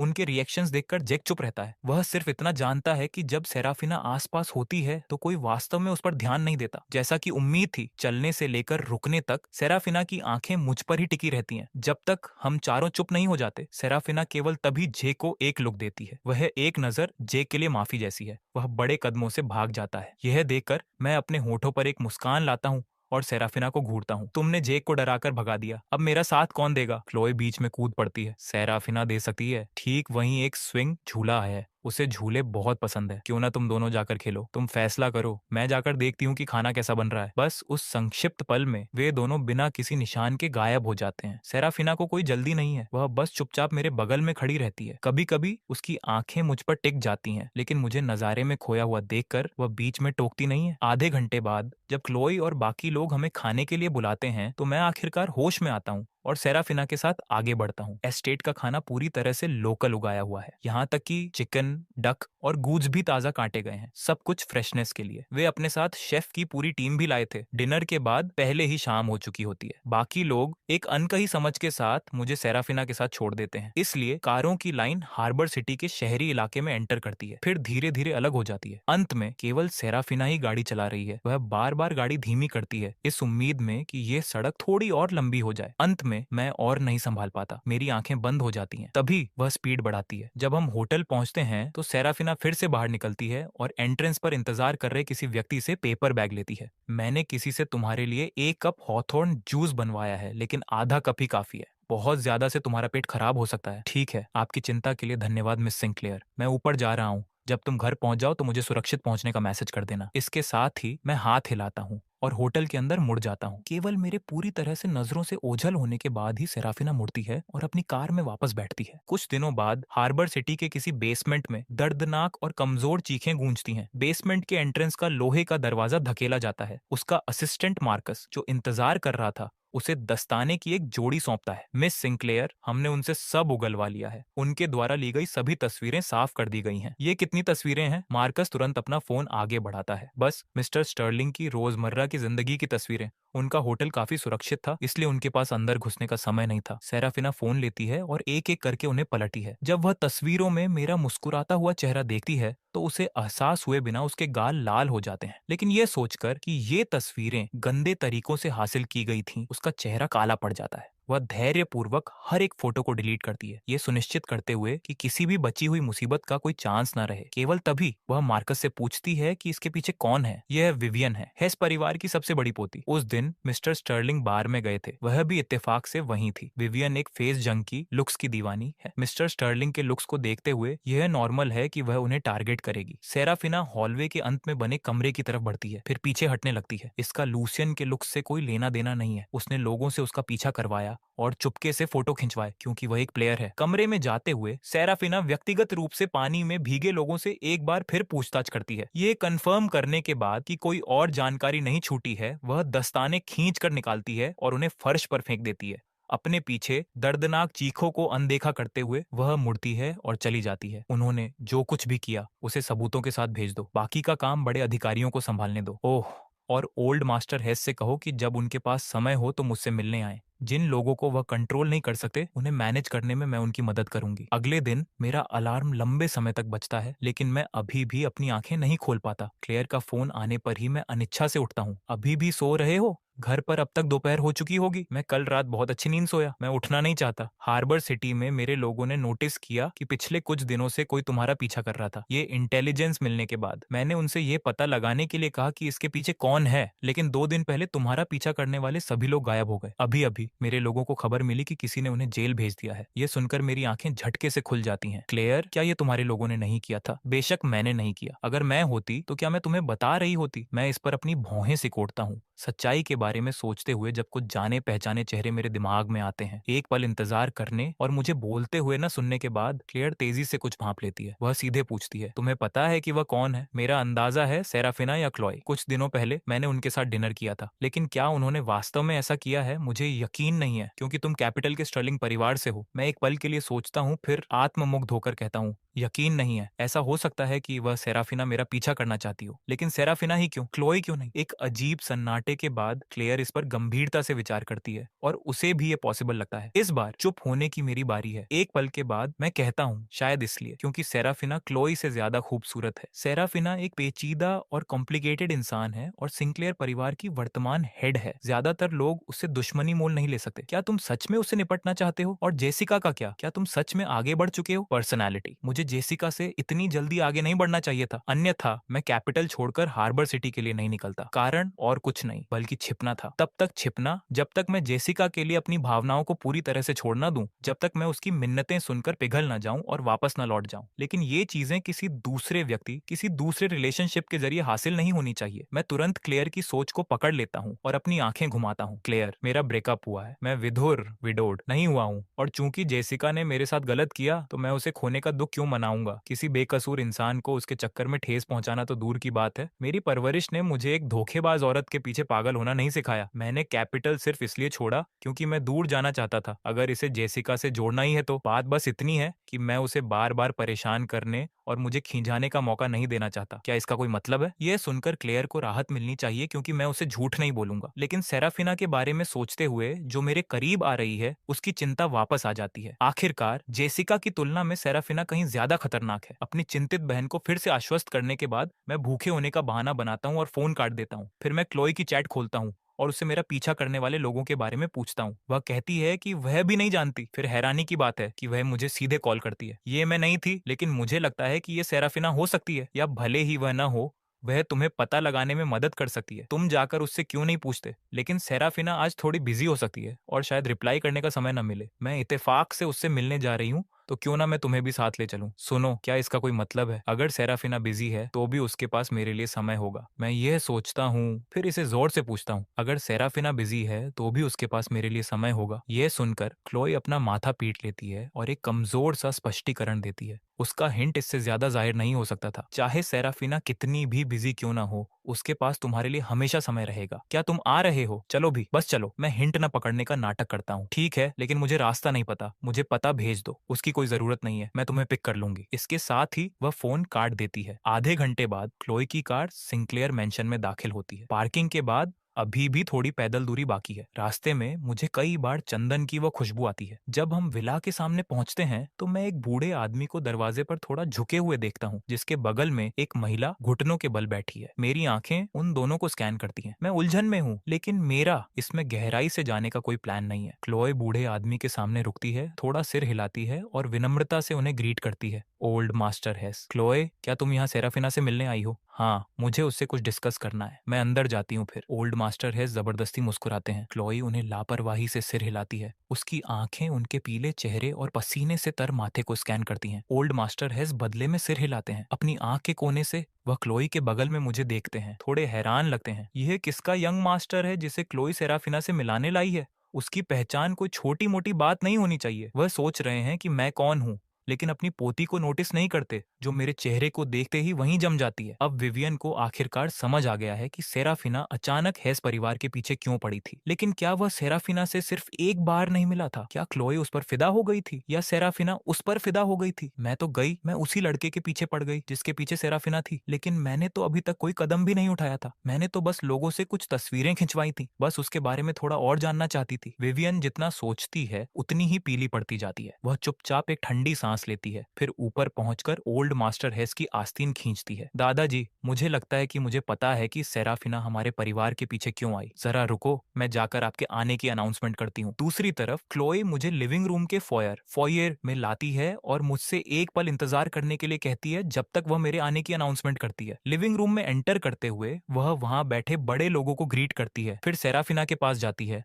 और चुपके से उसे बताती है, लूसियन तुमसे मिलना चाहता है, इसलिए मैं उसे साथ ले आई। वह अभी फॉयर में है। मिलना चाहती हो? सेराफिना, जो एक डॉक्यूमेंट को नीचे देख रही थी, क्लोई के आने पर बमुश्किल ध्यान दे रही थी, धीरे धीरे अपना सिर उठाती है। उसकी नजर लिविंग रूम को पार करती है और फॉयर में जेड स्क्रीन पर टिक जाती है। वह मार्कस को डॉक्यूमेंट सौंपती है। आज के लिए इतना ही, मीटिंग समाप्त। सिंक्लेयर परिवार में सेराफिना का शब्द ही कानून है। मीटिंग चाहे जिस स्टेज पर हो, मुद्दे सुलझे हों या नहीं, एक बार जब सेराफिना ने कह दिया कि ये खत्म हो गई, तो किसी में रुकने की हिम्मत नहीं होती। लिविंग रूम के लोग बाहर निकल जाते हैं। मैं एक विनम्र मुस्कान बनाए रखता हूँ, इधर उधर भटकती नजरों से बचने की कोशिश करता हूँ। सेराफिना का फिगर सबसे पहले मेरे सामने आता है। वह 2 कदम दूर रुकती है, करीब आने की इच्छा को रोकते हुए। मिस्टर स्टर्लिंग, आपको इंतजार कराने के लिए सॉरी। मैं अपना सिर हिलाता हूँ, समय समय पर मुझ पर पड़ने वाली दूसरों की खोजी नजरों को महसूस करता हूँ और शांति से सेराफिना से बात करना जारी रखता हूँ। मैंने ज्यादा इंतजार नहीं किया। मैं यहाँ इसलिए हूँ क्योंकि मुझे आपसे कुछ पूछना है। सेराफिना मुझे अंदर आने का इशारा करती है। मैं कदम दर कदम आगे बढ़ता हूँ, जब तक कि मैं सेराफिना को पार करके लिविंग रूम में एंटर नहीं कर जाता। सेराफिना को वास्तव में मेरे एक कदम पीछे चलते देखकर बाहर जाने वाले मेहमानों में से एक अपनी उत्सुकता नहीं रोक पाता। वह फुसफुसाता है, यह आदमी कौन है? इसे नहीं जानता।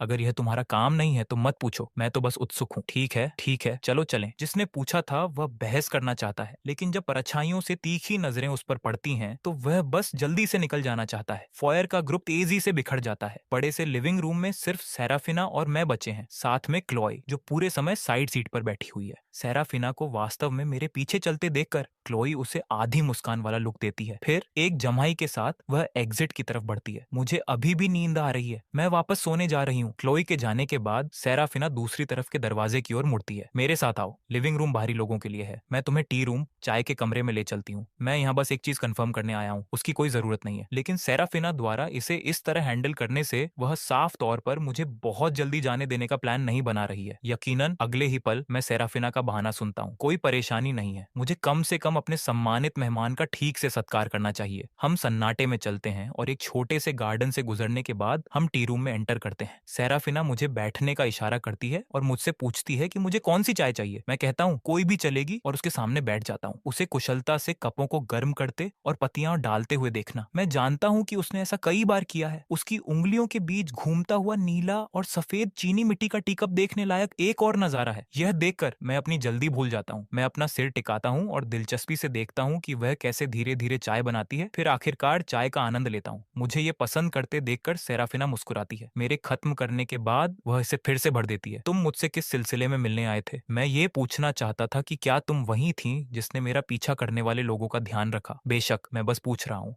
हार्बर सिटी में जिन लोगों को मैं जानता हूँ जिनके पास इस तरह की पावर है, उनमें सिर्फ तुम्हारा और क्लोई का नाम दिमाग में आता है। मैंने क्लोई से पहले ही पूछ लिया था, उसने कहा कि वह नहीं थी, इसीलिए मैं तुमसे पूछने आया हूँ, वह मैं ही थी। क्या तुमने अंदर आते समय दरवाजे पर घुटनों के बल बैठी महिला को देखा था? उसी ने तुम्हारा पीछा करने और चुपके से फोटो खींचने के लिए लोगों को काम पर रखा था। चिंता मत करो, मैंने उन सभी को जेल भेज दिया है। चुपके से फोटो खींचने के शब्दों पर मेरे अजीब एक्सप्रेशन को देखकर सेराफिना आगे कहती है, तुम्हारी रोजमर्रा की एक्टिविटीज की वे सभी तस्वीरें मैंने साफ कर दी हैं। चिंता की कोई बात नहीं है। मैं उसे धन्यवाद देता हूँ, लेकिन नहीं, एक साधारण धन्यवाद बहुत हल्का है, इसलिए मैं अपना वादा करता हूँ। अगर कोई ऐसी चीज है जिसमें तुम्हें मदद चाहिए, कुछ भी जो मैं कर सकता हूँ मैं करूंगा। सेराफिना सिर हिलाती है, फिर आखिरकार असली बात पर आती है। क्या तुमने लंच किया? अभी तक नहीं, असल में मैं अभी 1.5 घंटे पहले ही उठा हूँ। मेरे यहाँ का खाना बस तैयार ही है। चलिए चलते हैं मिस्टर स्टर्लिंग। मिस्टर स्टर्लिंग के शब्द ऐसे लगते हैं जैसे उसने उन्हें अपने मुंह में छका हो, जिसमें एक अनकहा अर्थ छिपा हो। मैं अनजाने में अपने गर्म कानों को छूने के लिए हाथ ऊपर उठाते हुए उसके पीछे चल देता हूँ। असल में तुम मुझे मेरे नाम से बुला सकती हो या ल्यूक कह सकती हो। मेरे परिवार और दोस्त सब मुझे यही बुलाते हैं। सेराफिना के कदम ठिठक जाते हैं, फिर वह पूरी तरह रुक जाती है और सीधे मुझे घूरती है। फिर सेराफिना धीरे से मुस्कुराती है, मुझे ल्यूक पुकारती है और मैं उस हल्के से जुनून वाली उसकी आवाज का विरोध नहीं कर पाता। ये मुझे तुरंत हरा देती है।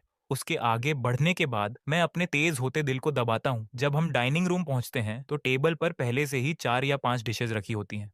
हम खाने के दौरान बमुश्किल ही बात करते हैं, लेकिन मेरा एक्सप्रेशन दिखाता है कि मैं इसका कितना आनंद ले रहा हूँ। जब मिसेज ली बर्तन साफ करने आती हैं, तो वह मेरी तारीफ भी करती है। इस युवा लड़के की भूख काफी अच्छी है। थैंक यू मिसेज ली, ये बहुत स्वादिष्ट है, बिल्कुल वैसा ही जैसा मेरी माँ खाना बनाती हैं। अगली बार जब तुम आओ तो सेराफिना को पहले ही बता देना कि तुम्हें क्या पसंद है। उससे मुझसे कहने के लिए कहना और मैं इसे तुम्हारे लिए बनाऊंगी। थैंक यू मिसेज ली। मैं प्यार से सिर हिलाता हूँ और मुस्कान के साथ उन्हें फिर से धन्यवाद देता हूँ। लेकिन मिसेज ली के संतुष्ट होकर जाने के बाद सेराफिना अचानक हमला करती है। ल्यूक, क्या तुमने तय किया है कि अगली बार कब होगा? यह सुनकर मैं हैरानी से ऊपर देखता हूँ। सेराफिना के आधे मुस्कुराते हुए एक्सप्रेशन से मेरी नजर मिलती है। क्या तुम इतनी उत्साहित हो रही हो? मुझे डर है कि मिसेज ली तुमसे निराश हो जाएंगी। मिसेज ली का निराश होना मुझ पर डिपेंड नहीं करता, यह तुम पर डिपेंड करता है। अगर मिस सिंक्लेयर मुझे इनवाइट करेंगी तो मैं आऊंगा। यह सुनकर सेराफिना की आंखें चमक उठती हैं। वह पानी टटोलती है, तो रोज आओ। मैं अपनी भौहें उठाता हूँ, फिर विनम्रता से मना करने के लिए अपना सिर हिलाता हूँ।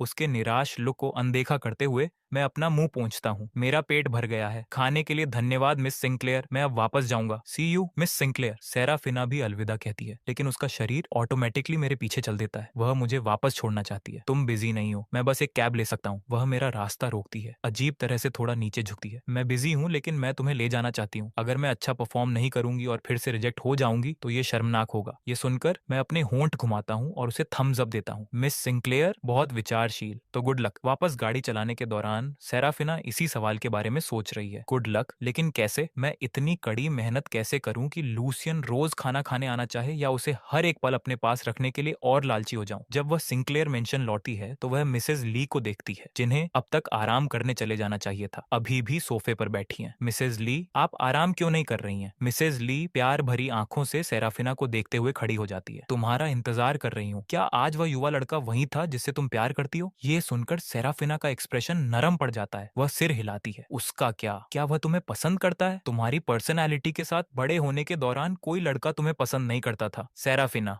चूंकि तुम उसे पसंद करती हो, तुम्हें उसके साथ अच्छा बर्ताव करना होगा। जब वह किसी दिन प्रपोज करने आए तो याद रखना कि तुम्हारी माँ ने अपने दामाद के लिए जो छोड़ा था उसे बाहर निकालना। मिसेज ली को और ज्यादा ख्यालों में बहते हुए देखकर सेराफिना जल्दी से उन्हें टोकती है। मिसेज ली, मैं अभी यह भी नहीं जानती कि वह मुझे पसंद करेगा या नहीं। इन सब बातों के बारे में बात करना अभी बहुत जल्दबाजी होगी। उसके ऐसा कहने के बाद मिसेज ली का कल्पना लोक एक पल में टूट जाता है। वह सेराफिना को घूरती है। तुम कितनी बेकार हो, वह सिर्फ हार्बर सिटी घूमने आया है, जल्द ही वह जा सकता है। तो क्या हुआ, अगर वह कदम नहीं उठाएगा तो क्या तुम उसका डटकर पीछा नहीं करोगी? उसे पकड़ने के बाद तुम उसे हार्बर सिटी में सेटल करवा सकती हो। यह इस तरह काम नहीं करता। सेराफिना अपनी कनपटियों को मलती है। क्लोई ने भी पहले ऐसी ही बातें कही थीं। ऐसा लगता है जैसे हर कोई मान लेता है कि एक बार जब हम साथ होंगे तो मुझे अपनी जिंदगी का बलिदान देना चाहिए और हार्बर सिटी में रुकना चाहिए। लेकिन ये मेरे साथ नाइंसाफी है। हम किसी की जागीर नहीं है। हम कहीं भी जाने के लिए आजाद हैं। मिसेज ली, लूसियन आजाद है। वह जहाँ होना चाहता है वहीं होगा। फिर क्या होगा अगर वह भविष्य में हार्बर सिटी में नहीं रुकना चाहता? मिसेज ली अपनी भौहें सिकोड़ती हैं। इस बात पर हैरान है कि आम तौर पर अनुचित रहने वाली सेराफिना की पर्सनालिटी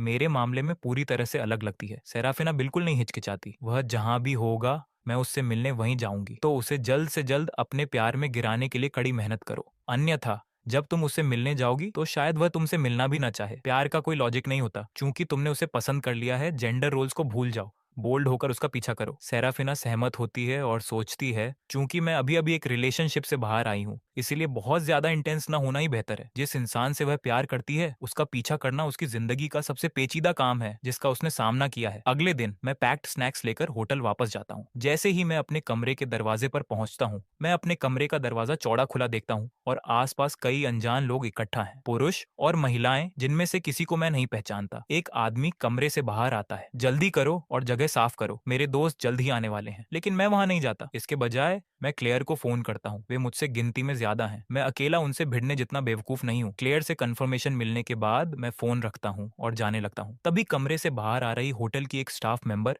मुझे एक ही बार में पहचान लेती है। वह उत्साह के साथ बोलती है, मिस्टर स्टर्लिंग, आप वापस आ गए। उन शब्दों के साथ ही कमरे के अंदर और बाहर के लोगों की नजरें तुरंत मुझ पर टिक जाती हैं। ठीक उसी समय जब मैं जाने ही वाला था, उस पल में मैं रुकता नहीं हूँ। इसके बजाय मैं अपनी स्पीड बढ़ाता हूँ। लेकिन उनका मुझे जाने देने का कोई प्लान नहीं है। दरवाजे के बाहर पहरा दे रहे कुछ लोग जल्दी से दौड़कर आते हैं और मुझे ब्लॉक कर देते हैं। उसी समय अंदर खड़ा आदमी धीरे धीरे बाहर आता है। मुझे ऊपर से नीचे तक देखने के बाद वह मखौल उड़ाता है, भाग क्यों रहे हो? ये कमरा मेरे इस्तेमाल करने के लिए है। अपना सारा कचरा लो और बाहर निकलो। ये होटल का सबसे बेहतरीन कमरा है। लोगान अक्सर मेहमानों के मनोरंजन के लिए इसका इस्तेमाल करता है। अतीत में बहुत से लोग यहाँ लंबे समय तक रुकना अफोर्ड नहीं कर सकते थे, इसलिए ये आमतौर पर खाली रहता था। लेकिन लोगान के लिए भले ही कोई रुका हो, इससे कोई फर्क नहीं पड़ता। बस थोड़ा बहुत पैसे वाला कोई छोटा मोटा आदमी जो हार्बर सिटी में उसके जूते उठाने के लायक भी नहीं है। मैं पलटकर मखौल उड़ाता हूँ और उसके हाथ में लगी घड़ी को देखते हुए मेरी मुस्कान और भी हिकारत भरी हो जाती है। फिर तुम्हारे हाथ में मेरा कचरा होने का क्या मतलब है? उसे उम्मीद नहीं थी कि मैं इतना ब्लंट मुंह फट हूंगा। लोगान का चेहरा एक पल के लिए जम जाता है। तुम क्या कह रहे हो? मुझे समझ नहीं आ रहा। इंसानी जबान समझ नहीं आती? कोई बात नहीं, मैं समझा सकता हूँ। तुम्हारे हाथ में जो PP Philippe perpetual calendar chronograph reference 1518 है, वह एक साल पहले कंट्री एफ में एक ऑक्शन नीलाम में 35 करोड़ में बिका था। जिसने इसे खरीदा था वह कंट्री सी का एक बिजनेसमैन था जिसका सरनेम स्टर्लिंग है। ये जाने बिना भी कि मेरी बातें सच हैं या नहीं, लोगान के दिमाग में कीमत सुनते ही जो पहला विचार आता है वह सावधानी या डर नहीं बल्कि लालच है। कीमत 35 करोड़।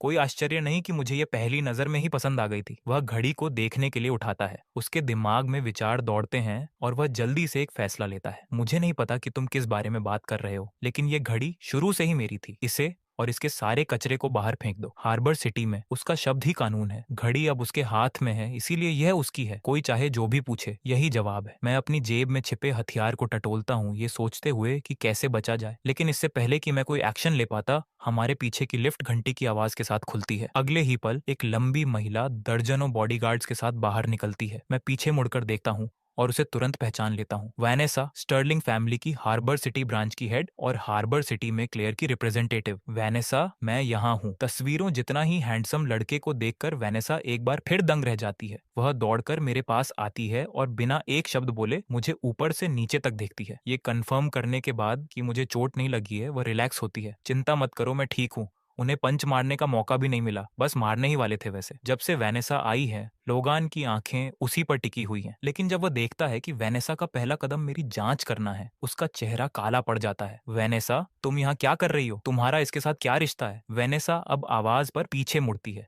उसने कभी उम्मीद नहीं की थी कि मैं जिस खतरे में पड़ा था उसका लोगान से कोई लेना देना था। तो ये तुम हो? हाँ, तो क्या हुआ? तुम लुईस परिवार द्वारा छोड़ी गई बेटी हो। ये मत सोचो कि तुम यहाँ आकर कुछ बदल सकती हो। वेनेसा, मैं तुम्हें बता रहा हूँ, चाहे तुम हो या ये लड़का, मेरा एक शब्द और तुम दोनों शर्म से दुबक जाओगे। ईमानदारी से कहें तो वेनेसा और लोगान ने एक दूसरे को बहुत लंबे समय से नहीं देखा था, लेकिन चाहे कितना भी समय क्यों ना बीत गया हो, उसका सौतेला भाई अभी भी इतना बेवकूफ है कि उसे गुस्सा दिला दे। वह लोगान के पास जाती है, उसके हैरान लुक के बीच अपना हाथ उठाती है और जोरदार थप्पड़ मारती है, एक तेज स्लैप। लोगान का चेहरा एक तरफ घूम जाता है, जो जल्दी ही लाल और सूज जाता है। वेनेसा अपना हाथ हिलाती है, जो जोर से मारने की वजह से सुन्न हो गया है। यह थप्पड़ एडवांस में वसूला गया ब्याज है। लोगान, हर कोई ऐसा नहीं होता जिससे तुम उलझ सको। उसके खत्म करने के बाद ही लोगान को एहसास होता है कि उसे थप्पड़ मारा गया है। वह अपना चेहरा ढकता है और चिल्लाता है, तुम्हें मुझे मारने की हिम्मत किसने दी? तुम तो गए। लेकिन वेनेसा बस लोगान को नफरत से देखती है, जो उसकी तरफ झपट रहा है। उसे उसके बॉडीगार्ड्स रोक लेते हैं। वेनेसा, क्या मैं आपसे थोड़ा साइड होने का कष्ट दे सकता हूँ? मेरी आवाज अचानक उनके झगड़े के बीच में आती है। वेनेसा मुड़ती है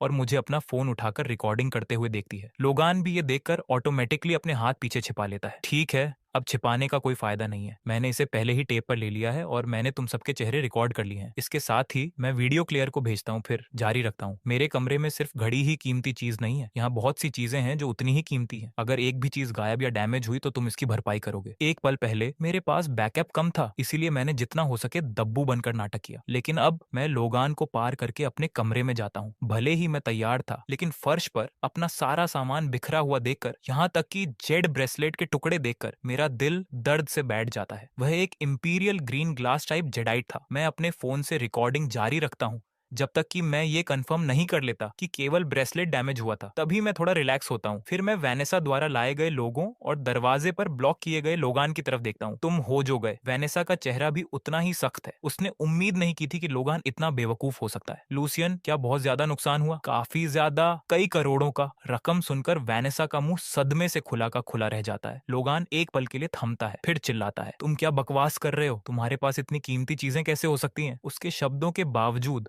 लोगान अंदर से बिल्कुल भी शांत नहीं है। दुर्भाग्य से इस बार मैं उस पर एक नजर भी नहीं डालता। मैं मुड़ता हूँ और अंदर सोफे पर बैठ जाता हूँ। पुलिस के यहाँ पहुंचने तक का इंतजार करो, फिर मुझ पर चिल्लाना। तुम्हारा क्या मतलब है कि तुमने पुलिस को बुलाया? लोगान कमरे में घुसने की कोशिश करता है, लेकिन वेनेसा के बॉडीगार्ड्स उसे ब्लॉक कर देते हैं। वेनेसा, अपने आदमियों को हटाओ। बेहतर होगा कि तुम बेवकूफी बंद करो। तुम मुझे धमकी दे रहे हो। मैं तुम्हें बता दूं, हार्बर सिटी में सिर्फ पुलिस बुलाने से हर किसी को रिजल्ट नहीं मिलता। सुनो, चाहे कोई बड़ा आदमी हो या ना हो, हार्बर सिटी में तुम्हें मेरे आगे झुकना होगा। ये सुनकर मैं उसे एक नजर देखता हूँ और ठंडेपन से जवाब देता हूँ। ओह, वह कुछ और कहना चाहता है, लेकिन मुझे ये कॉल लेते और साइड में जाते हुए देखता है, जिससे उसे बोलने का कोई मौका नहीं मिलता। मैं एक ग्रीट करने की कोशिश करता हूँ। मेरी अपेक्षाकृत नॉर्मल आवाजें सुनकर सेराफिना का अटका हुआ दिल राहत से बैठ जाता है। पुलिस रास्ते में है, मैं भी जल्द ही वहां पहुंच जाऊंगी, चिंता मत करो। मुझे परवाह नहीं है कि सेराफिना को कैसे पता चला कि मैं मुसीबत में था। मुझे बस इतना पता है कि जिस पल मैं मुसीबत में पड़ा, वह दौड़ी चली आ रही है। इसी सोच के साथ मेरा मूड अच्छा हो जाता है। तुम पहले से ही रास्ते में हो, तुम मेरे लिए इतनी चिंतित हो। बेशक, तुम मेरे इकलौते सम्मानित मेहमान हो। अगर मैं तुम्हारी चिंता नहीं करूंगी तो किसकी करूंगी? सिर्फ मेरी? हाँ, सिर्फ तुम्हारी। सेराफिना दूसरी तरफ एक पल के लिए रुकती है, फिर दृढ़ता से जवाब देती है, और भविष्य में भी ऐसा ही रहेगा। सेराफिना होटल के एंट्रेंस पर रुकती है, बिल्डिंग की तरफ ऊपर देखती है और एक गहरी सांस लेती है। तुम्हारी वजह से ही भविष्य की कल्पना करने लायक है लूसियन। मैं यहाँ हूँ। यह सुनकर मैं इस फिल्मीपन, चीजीनेस पर थोड़ा कंखा जाता हूँ। फिर अपनी स्क्रीन पर नंबर देखता हूँ और जोर से हंस पड़ता हूँ। मैं तुम्हारा इंतजार करूंगा फिर, सेराफिना। इस बीच दरवाजे पर लोगान गुस्से में गालियां दे रहा है। वेनेसा, तुम उसकी इतनी मदद क्यों कर रही हो? इसे इतना बड़ा करने से तुम्हें क्या फायदा होगा, और इस तरह एक बाहरी इंसान की मदद करने से? क्या तुम्हें डर नहीं है कि मैं डैड को बता दूंगा? वेनेसा बिना किसी एक्सप्रेशन के टस से मस नहीं होती। ये देखकर लोगान का चेहरा लाल हो जाता है। वह अपना फोन निकालता है और धमकी देने लगता है, मैं अभी डैड को फोन कर रहा हूँ। ये कभी वेनेसा का सबसे बड़ा डर हुआ करता था, लेकिन अब वह बस मेरे दरवाजे पर खड़ी होकर उसे हिकारत से देख रही है। लोगान जल्दी से कनेक्ट हो जाता है। डैड, वेनेसा और कोई लड़का मुझे परेशान कर रहे हैं। दूसरी तरफ लॉरेंस का चेहरा काला पड़ जाता है। उस नमकहराम बेटी को फोन दो। दो, एक भी सवाल नहीं। बस लोगान के शिकायत करने की वजह से लॉरेंस तुरंत फैसला कर लेता है कि ये वेनेसा की गलती है। ये सुनकर लोगान वेनेसा की तरफ देखकर मुस्कुराता था।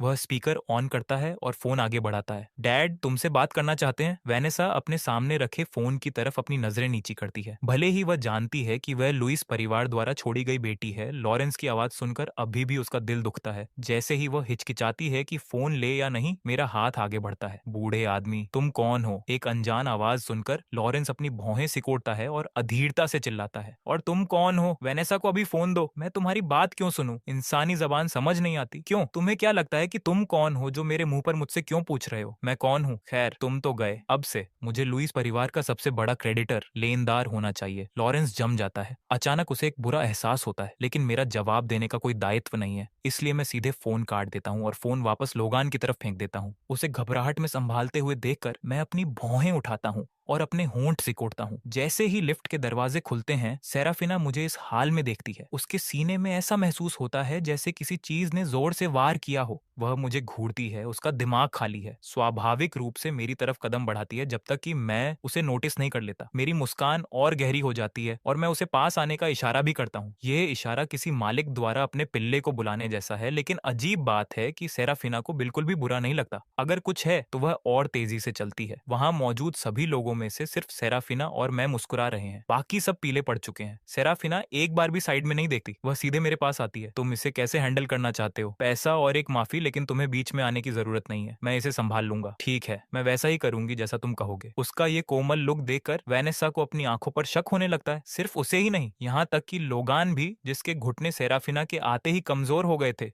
अपनी आंखें चौड़ी कर लेता है। अगर उसे पता होता कि उस आदमी के सेराफिना के साथ संबंध है, तो 10,000 गुना हिम्मत होने पर भी वह उस आदमी को छूने की जुर्रत नहीं करता। इसी सोच के साथ लोगान कांपते हुए घड़ी उतारता है और वापस सौंपता है, चीजों को शांत करने की कोशिश करते हुए। मिस्टर स्टर्लिंग, ये रही आपकी घड़ी। मैं घड़ी वापस दे रहा हूँ। आज के बारे में क्या आप इसे जाने दे सकते हैं? जाने देना ये मुश्किल है। शायद हार्बर सिटी का कोई लोकल तुम्हारे जैसा मुझे नहीं जानता, लेकिन जो भी जानता है उसे पता है कि मैं कड़वाहट पकड़ कर रखता हूँ। इसके साथ ही मैं लोगान के हाथ से घड़ी लेता हूँ, उसे 2 उंगलियों के बीच तिरस्कार से पकड़ता हूँ, हिलाता हूँ, फिर वापस फेंक देता हूँ। वैसे भी मैं गंदी चीजें नहीं लेता। ये सुनकर लोगान का चेहरा बिल्कुल सफेद पड़ जाता है। वह समझाने की कोशिश करता है, लेकिन सेराफिना की बर्फीली आंखों को देखकर वह एक शब्द भी बोलने से डर जाता है। जल्द ही पुलिस आ जाती है। मैं अपने फोन से वीडियो प्रभारी अधिकारी को सौंप देता हूँ। सीन की जांच करने और होटल की सर्विलांस फुटेज निकालने के बाद अधिकारी आदेश देता है, मिस्टर लोगान, कृपया अपने लोगों के साथ हमारे साथ चलें। लोगान का चेहरा मौत जैसा पीला है। फोन पकड़े उसका हाथ लंबे समय तक हिचकिचाता है, इससे पहले कि वह आखिरकार लॉरेंस को फोन करता है। पुलिस के साथ सहयोग करने और अपना स्टेटमेंट देने के बाद मैं वेनेसा के साथ निकल जाता हूँ। वेनेसा समय बर्बाद नहीं करती। वह मुस्कुराती है और बोलती है, मिस्टर स्टर्लिंग, वेनेसा मेरी बहन की तरह ही मुझे लूसियन बुलाओ। लूसियन, तुम आगे कहाँ रुकना चाहते हो? होटल कुछ मायनों में सुरक्षित होते हैं, लेकिन कुछ मायनों में नहीं। थोड़ा भी स्टेटस वाला कोई भी व्यक्ति अंदर आने का रास्ता ढूंढ सकता है। वेनेसा, क्या वह जगह जिसके बारे में तुमने मुझसे कहा था मेरे लिए तैयार है? यह तैयार है तो मैं बस सीधे वहीं शिफ्ट हो जाऊंगा। इसके साथ ही मैं सेराफिना की तरफ देखने के लिए मुड़ता हूँ। क्या तुम्हें आगे की चीजें हैंडल करनी है? लेकिन सेराफिना भी वास्तव में फ्री नहीं है। वह बस सोचती है कि इस समय सबसे जरूरी चीज मुझे सेटल होने में मदद करना है। नहीं, मैं तुम्हारे साथ चलूंगी। इसके विपरीत वेनेसा एक बिजनेस मीटिंग छोड़कर यहाँ भागी चली आई थी। अब सेराफिना को मेरे साथ देखकर उसकी चिंताएं गायब हो जाती हैं। अलविदा कहने के बाद वह फिर से जल्दी से निकल जाती है। वेनेसा के जाने के बाद सेराफिना अचानक कहती है, वेनेसा वर्तमान में रोसेन ग्रुप के लिए काम कर रही है। मैं सिर हिलाता हूँ। मुझे पता है। मैं और नहीं कहता। मुझे समझाने का कोई इरादा न देकर सेराफिना दबाव नहीं डालती। वह कार की तरफ इशारा करती है, चलो चलें, मैं तुम्हें शिफ्ट करने में मदद करूंगी। तुम खुद करने वाली हो। कोई परेशानी है? तुम महान मिस सिंक्लेयर हो। मुझे शिफ्ट करने में मदद करना टैलेंट की थोड़ी बर्बादी नहीं है। 2 घंटे बाद ग्रैंडियोर एस्टेट्स, ये हार्बर सिटी की सबसे बड़ी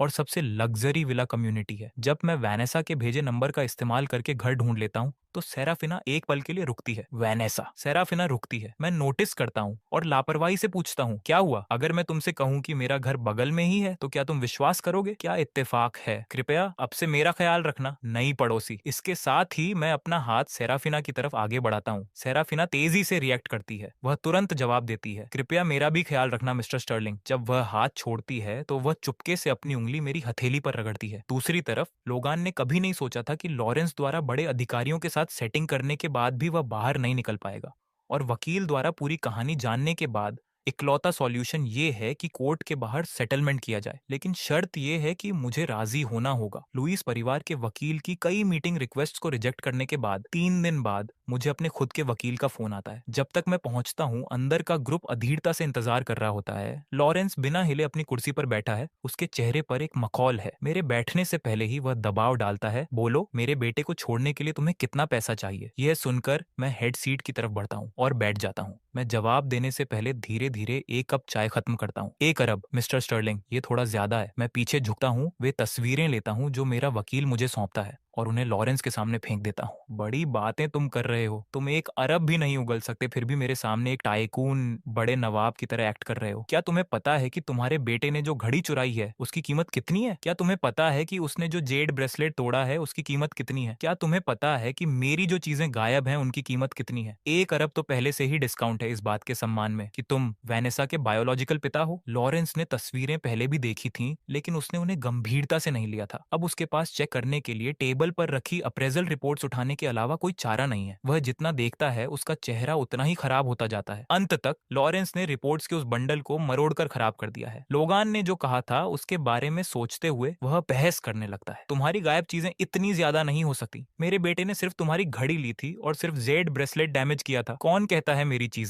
मैं डिसाइड करता हूँ कि कितना गायब है। मेरी सभी चीजों के एयरपोर्ट पर कस्टम रिकॉर्ड्स हैं। अगर वे अब गायब हैं तो मैं सिर्फ मिस्टर लिन को अवैध रूप से अंदर घुसने के लिए जिम्मेदार ठहरा सकता हूँ। बेशक अगर मिस्टर लिन के पास सबूत हैं कि उन्होंने उन्हें नहीं लिया तो मैं नुकसान स्वीकार कर लूंगा, लेकिन लॉरेंस जानता है कि लोगान कुछ साबित नहीं कर सकता। अंदर घुसना एक फैक्ट है, वैसे ही मेरी चीजों को खंगालना, डैमेज करना और चुराना भी। लेकिन भले ही वह 1 अरब अफोर्ड नहीं कर सकता, वह इसे लोगान पर नहीं डालेगा। कुछ गहरी सांसें लेने के बाद लॉरेंस अपने चेहरे पर एक चापलूसी भरी मुस्कान लाता है। क्यों ना आप मुझे बताएं मिस्टर स्टर्लिंग कि आप इसे कैसे हैंडल करना चाहते हैं। ये मामला वैनेसा आपकी बेटी है। यह सुनकर लॉरेंस के दिल की धड़कन रुक जाती है। हाँ, मैंने सुना है कि मिस्टर स्टर्लिंग के उसके साथ अच्छे संबंध हैं। बहुत अच्छे। मैं वैनेसा को बहुत पसंद करता हूँ। लॉरेंस राहत की सांस लेता है। वह अपना चेहरा मलता है, फिर करीब आने की कोशिश करता है। फिर चूंकि हम सब एक ही परिवार हैं, क्यों ना आप वैनेसा की खातिर लोगान को जाने दें। उसके ऐसा कहने के बाद किसी को उम्मीद नहीं थी कि मैं वास्तव में सहमति में सिर हिला दूंगा। यहाँ तक कि लॉरेंस का मुंह भी अविश्वसनीयता से खुला रह जाता है। लेकिन अगले ही सेकंड मैं टेबल थपथपाता हूँ और आगे जोड़ता हूँ, वैनेसा की खातिर जब तक तुम वे शेयर सौंप देते हो जो वैनेसा की मां ने उसके लिए छोड़े थे,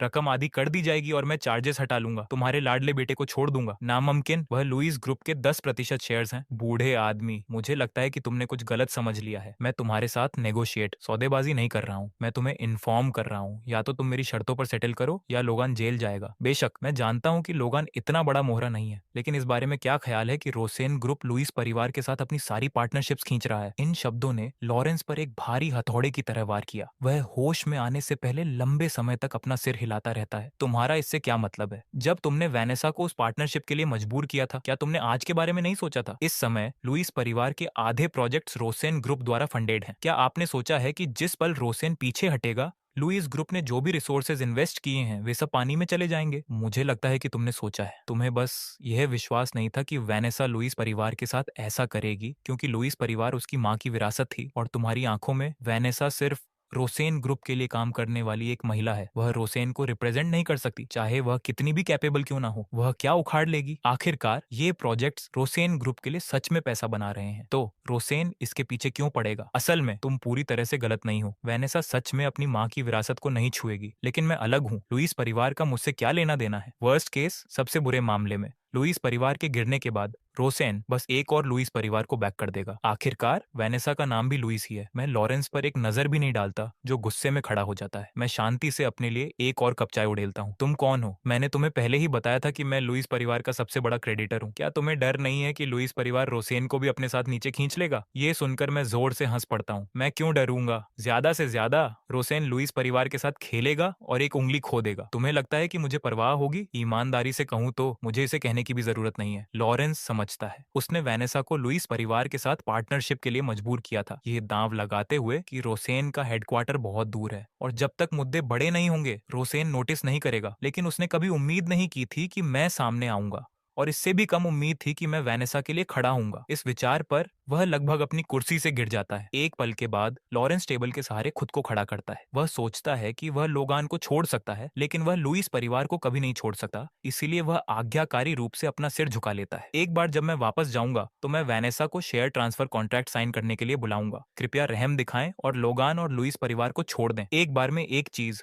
जो मुआवजा मेरा बनता है उसे कम नहीं किया जा सकता। लॉरेंस लगभग खून की उल्टी करने वाला है, लेकिन वह सिर्फ जबरदस्ती मुस्कुरा सकता है और सिर हिला सकता है। उसे विदा करने के बाद मैं लॉरेंस को अकड़कर दूर जाते देखता हूँ। आखिरकार मैं एक ठंडी हंसी हंसता हूँ और अपना फोन निकालता हूँ। हे क्लेयर, काम हो गया। दूसरी तरफ क्लेयर पावती में धीरे से हूँ करती है। मैं फोन काटने ही वाला होता हूँ जब मुझे कुछ और याद आता है। क्लेयर, तुम वैनेसा की इतनी परवाह करती हो, क्या तुम मुझसे कुछ छिपा रही हो? क्लेयर की तरफ से बिना किसी जवाब के एक लंबे सन्नाटे के बाद मैं फिर से पुकारता हूँ, क्लेयर। अगले ही पल उसका हकलाना और टालना मुझे और भी यकीन दिला देता है कि इन दोनों के बीच कुछ चल रहा है। उसके जल्दी में फोन काटने के बाद डायल टोन सुनते हुए मैं अपने होंठ सिकोड़ता हूँ, खड़ा होता हूँ और प्राइवेट रूम से बाहर निकलता हूँ। लेकिन जब मैं दरवाजे पर पहुंचता हूँ तो मैं किसी अनपेक्षित व्यक्ति को देखता हूँ। इससे पहले कि मैं उससे बच पाता, वह आदमी सीधे मेरे पास आता है। लूजियन, ये सच में तुम हो? तुम वास्तव में हार्बर सिटी में हो? कोई आश्चर्य नहीं कि जेसिका तुम्हें कहीं ढूंढ नहीं पाई। रोनिन आसानी से मेरे कंधे को थपथपाता है। मैं पहले उसका हाथ रोकता हूँ, फिर उसे धक्का देकर हटा देता हूँ। जरूरत नहीं है, मुझे कुछ काम है, मैं जा रहा हूँ। चलो भी लूजियन, भले ही तुम्हारा और जेसिका का झगड़ा हुआ हो,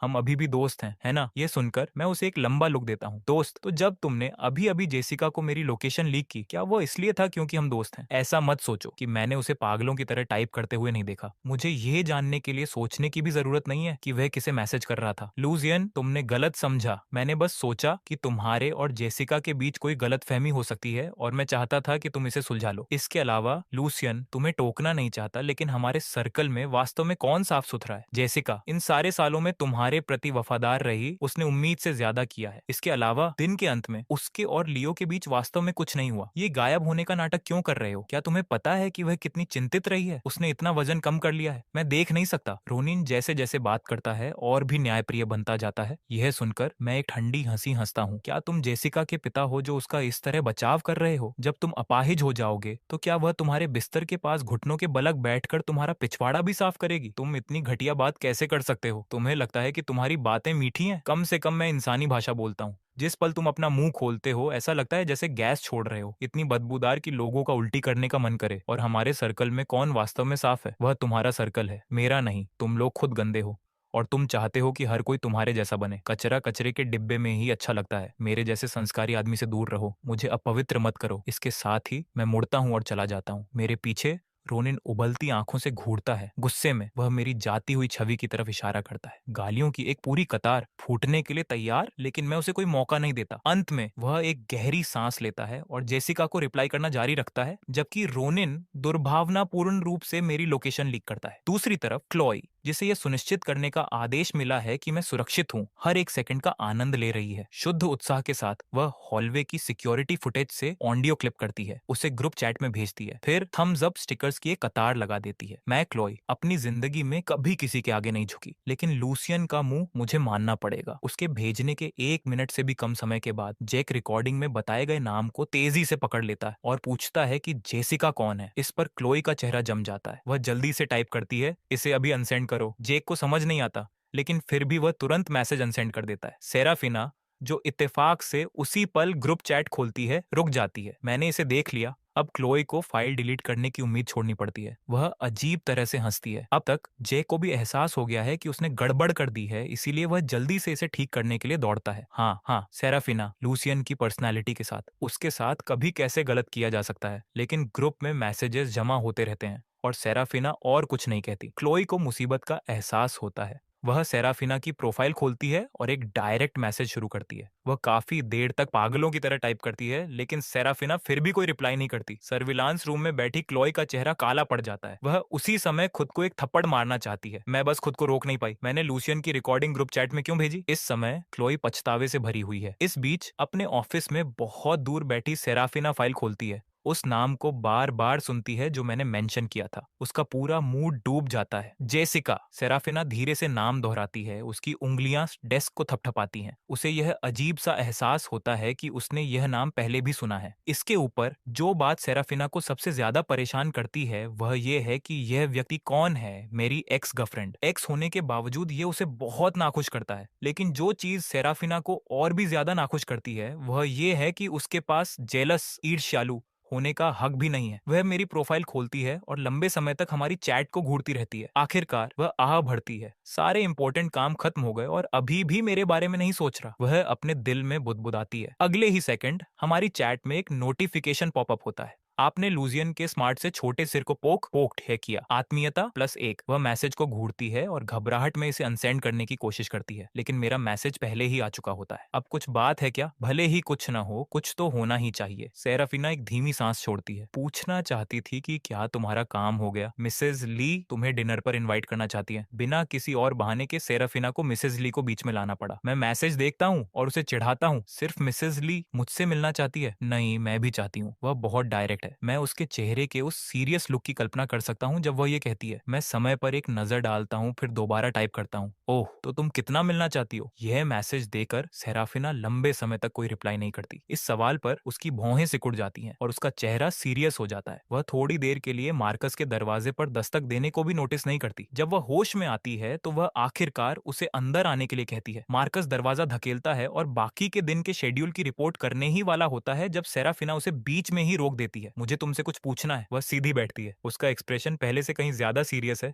जिससे मार्कस को लगता है कि कुछ बहुत बड़ा हो गया है। अपनी सोच इकट्ठा करने के बाद सेराफिना जारी रखती है, काल्पनिक रूप से, मेरा मतलब काल्पनिक रूप से, अगर तुमने उस व्यक्ति से कहा जिसे तुम पसंद करते हो कि तुम उससे मिलना चाहते हो और वे पूछें कि कितना, तो तुम क्या जवाब दोगे? मिस सिंक्लेयर, ये कुछ ऐसा है जो मिस्टर स्टर्लिंग ने आपसे पूछा है ना? जिस तरह से आपने समा बांधा था, मुझे लगा कि ये कुछ सीरियस है। कभी नहीं जाना था कि हमारी मिस सिंक्लेयर कहेंगी कि वे किसी को मिस कर रही हैं। जल्दी करो, बकवास बंद करो। ठीक है मिस सिंक्लेयर, मुझे लगता है मिस्टर स्टर्लिंग, मैंने कभी नहीं कहा कि वह लूसियन था। एक पल के सन्नाटे के बाद सेराफिना बस उसी के साथ जाती है और जारी रखती है। मार्कस अपने होठों पर आई हंसी को दबाने के लिए अपना गला साफ करता है और गंभीरता से एनालाइज करता है। मेरे एक्सपीरियंस से मैं कहूंगा कि मिस्टर स्टर्लिंग का आपसे यह सवाल पूछने का साफ मतलब है कि वह जानते हैं कि आप जवाब देने में बहुत शर्म आएंगी और वह जानबूझकर आपको चिढ़ा रहे हैं। यह सुनकर सेराफिना अपने होंठ आपस में दबाती है, थोड़ा निराश महसूस करते हुए। उसने सोचा था कि मैं उसकी भावनाओं का टेस्ट ले रहा था, तो वह बस मजाक कर रहा है। मेरी समझ के आधार पर मोस्ट लाइकली, ज्यादातर संभावना। लेकिन अगर आपको सच में कोई शक है तो बस उससे सीधे पूछ लें। लवर्स के बीच सबसे खराब चीज होती है आगे पीछे का अंदाजा लगाना। आपके दिमाग में जो भी हो बस कह दें। एक बार जब ये बाहर आ जाए, अगर आप इसे सुलझा सकते हैं तो सुलझा लें, अगर नहीं तो बिना किसी पछतावे के खत्म करें। मार्कस का मतलब आखिरी हिस्से से केवल लापरवाही से था, लेकिन सेराफिना इसे दिल पर ले लेती है। वह इस पर विचार करती है, ये नोटिस भी नहीं करती कि मार्कस कब चला गया। दूसरी तरफ शुरू में जब सेराफिना रिप्लाई नहीं करती तो मैं थोड़ा उलझन में पड़ जाता हूँ। जब मैं घर पहुंचता हूँ और अपना फोन खोलता हूँ तो मुझे उसका मैसेज दिखा है, बहुत ज्यादा मिलना चाहती हूँ, बस 4 साधारण शब्द। मैं सोफे पर चढ़ते हुए टाइप करता हूँ और आलथी पालथी मारकर बैठ जाता हूँ। इतना सोचने के बाद तुमने मुझे 4 शब्द दिए, मुझे ठगा हुआ महसूस हो रहा है। आखिरी 2 शब्द पढ़ते हुए सेराफिना गैरेज में जाती है। जैसे ही वह गाड़ी चलाती है वह सोचती है कि क्या मेरे शब्दों का कोई और मतलब है। एक पल बाद वह रिप्लाई करती है, फिर मैं इसकी भरपाई कर दूंगा। यह पढ़कर मेरा दिल वास्तव में थोड़ा धड़क जाता है, लेकिन मैं रिप्लाई नहीं करता। अपना फोन रखने के बाद मैं नहाने के लिए बाथरूम की तरफ बढ़ता हूँ। कुछ मिनट बाद मैं अपना फोन उठाता हूँ, नीचे जाकर खाना ढूंढने के लिए तैयार। तभी सेराफिना अचानक कॉल करती है, मैं तुम्हारे दरवाजे पर हूँ, हाथ में फोन ली। मैं नीचे दौड़ता हूँ, दरवाजा खोलता हूँ और उसे वहां खड़ा देखता हूँ। वह पक्का अभी ऑफिस से ही आई होगी। उसका चेहरा थोड़ा लाल है और उसकी सांस थोड़ी फूली हुई है। मुझे अपनी तरफ खुलकर घूरते देखकर सेराफिना स्वाभाविक रूप से एक कदम आगे बढ़ाती है। मैंने कुछ क्लासिक हार्बर सिटी स्नैक्स खरीदे हैं, इसे मेरी तरफ से भरपाई का तरीका समझो। मुझे देखने दो कि तुम्हें क्या मिला, मुझे पहले अंदर आने दो, बाहर बहुत हवा है। जैसे ही वह यह कहती है मैं साइड हो जाता हूँ। मेरे पास सिर्फ डिस्पोजेबल चप्पलें हैं, अभी के लिए इसी से काम चला लो। मैं टॉप कैबिनेट से चप्पलें निकालता हूँ। ये देखकर कि मैं उसकी अचानक विजिट से नाराज नहीं हूँ, उसे अचानक बहुत हल्का महसूस होता है। वे एग वॉफल्स एक हार्बर सिटी क्लासिक हैं। मीठे हैं लेकिन बहुत ज्यादा मीठे नहीं, बाहर से क्रिस्पी, अंदर से फ्लफी। ट्राई करो। और ये रोस्ट डक और फ्राइड स्क्यूअर्स, परफेक्ट। मैंने अभी तक खाना नहीं खाया है, थैंक्स। जब हम डाइनिंग टेबल पर पहुंचते हैं और खाना शुरू करने ही वाले होते हैं तो मैं अचानक उसे रोकता हूँ। रुको, क्या तुम पीती हो? किस तरह की ड्रिंक? फ्रूट वाइन, कुछ ऐसा जो मैं कैपिटल से लाया हूँ। लेकिन उसका ध्यान वाइन पर नहीं है, लोकेशन पर है। ये पहली बार है जब मैंने मेंशन किया है कि मैं कहाँ से हूँ। सेराफिना की आंखें चमक उठती हैं। वह सोचती है कि क्या मेरा कैपिटल का जिक्र करने का मतलब है कि मैं उसके सामने ओपन अप होना शुरू कर रहा हूँ। वह जितना सोचती है उतनी ही उत्साहित होती जाती है, लेकिन बाहर से वह कंपोज्ड, शांत रहती है। जल्द ही मैं वाइन का एक सील बंद जार लेकर टेबल पर वापस आता हूँ। जब मैं गांव गया था तब मैंने इसे बनाया था। मैंने एक दादी से सीखा था कि शहतूत मलबेरी की वाइन कैसे बनाई जाती है। ये सच में बहुत अच्छी है। तुम किस्मत वाली हो। इसके साथ ही मैं कुशलता से कॉर्क खींचता हूँ। अगले ही सेकंड एक समृद्ध खुशबू हवा में भर जाती है। जब मैं उसका कप भरता हूँ और आगे बढ़ाता हूँ तो वह हिचकिचाती है, नहीं पी रही। घर पर परिवार की निगरानी में मैं हर बार सिर्फ एक छोटा कप ही ले पाती थी। अब तुम्हारे पास मेरे साथ पीने का मौका है। नहीं नहीं, मैं बस चिंतित हूँ कि तुम नशे में धुत हो जाओगे। सेराफिना की खुद की टॉलरेंस, सहन शक्ति काफी अच्छी है, इसलिए वह इसके बारे में चिंतित नहीं है। लेकिन वह लोगों को अच्छे से पढ़ती है। वह अंदाजा लगाती है कि मेरी टॉलरेंस कम होगी। मैं पूरी गंभीरता से कसम खाता हूँ, फिर अपना कप पहले उठाता हूँ। मैं ठीक हूँ, मैं नशे में नहीं होऊंगा। सेराफिना के पास कोई चारा नहीं है। वह केवल लाड़ प्यार से अपना कप मेरे कप से टकरा सकती है। मेरे साथ खाते और पीते हुए 1 घंटा बीत जाता है। मेरा तीसरा कप खाली है। मुझे फिर से वाइन की तरफ आंखें गड़ाए देकर, लूसियन अब और मत पियो, और पियोगे तो तुम नशे में हो जाओगे। अपने लाल तमाचे चेहरे के साथ मैं फिर से जिद करता हूँ, तुम क्या बड़बड़ा रही हो? मैं नशे में कैसे हो सकता हूँ? मैं जितना पीता हूँ मेरा दिमाग उतना ही साफ होता जाता है। फिर मैं सेराफिना का हाथ पकड़ता हूँ जो मुझे ब्लॉक कर रहा है और धक्का देना शुरू करता हूँ। यह हिल क्यों नहीं रहा? मैं अपनी पूरी ताकत लगा रहा हूँ। वाह, यह हाथ बहुत सुंदर है। इसे घूरते हुए मैं अचानक अपनी तर्जनी उंगली आगे बढ़ाता हूँ और इसे हल्के से उसके हाथ के पिछले हिस्से पर टिका देता हूँ। उसके हैरान लुक के बीच मैं उसकी उंगलियों के जोड़ों को ट्रेस करता हूँ। वह धीरे से पूछती है, लूजियन, क्या तुम नशे में हो? जब मैं ध्यान नहीं दे रहा होता है तब वह अपना हाथ पीछे खींचने की कोशिश करती है, लेकिन मेरी आंखें तेज हैं। मैं इसे तुरंत पकड़ लेता हूँ, फिर अधीरता से उसे घूरता हूँ। हिलो मत, मुझे देखने दो। यह सुनकर सेराफिना एक गहरी सांस लेती है। उसकी कनपटियों में दर्द होता है। खैर, अब और पूछने की जरूरत नहीं है। यह आदमी निश्चित रूप से नशे में है। क्या उसने नहीं कहा था कि उसकी टॉलरेंस बहुत अच्छी थी? बस 3 कप। इसी सोच के साथ वह आह भरती है और अपना हाथ पीछे खींचने की कोशिश करती है, लेकिन पाती है कि वह नहीं कर सकती। जाहिर है नशे में भी वह अलर्ट है। मैं उसकी तरफ देखकर हंसता हूँ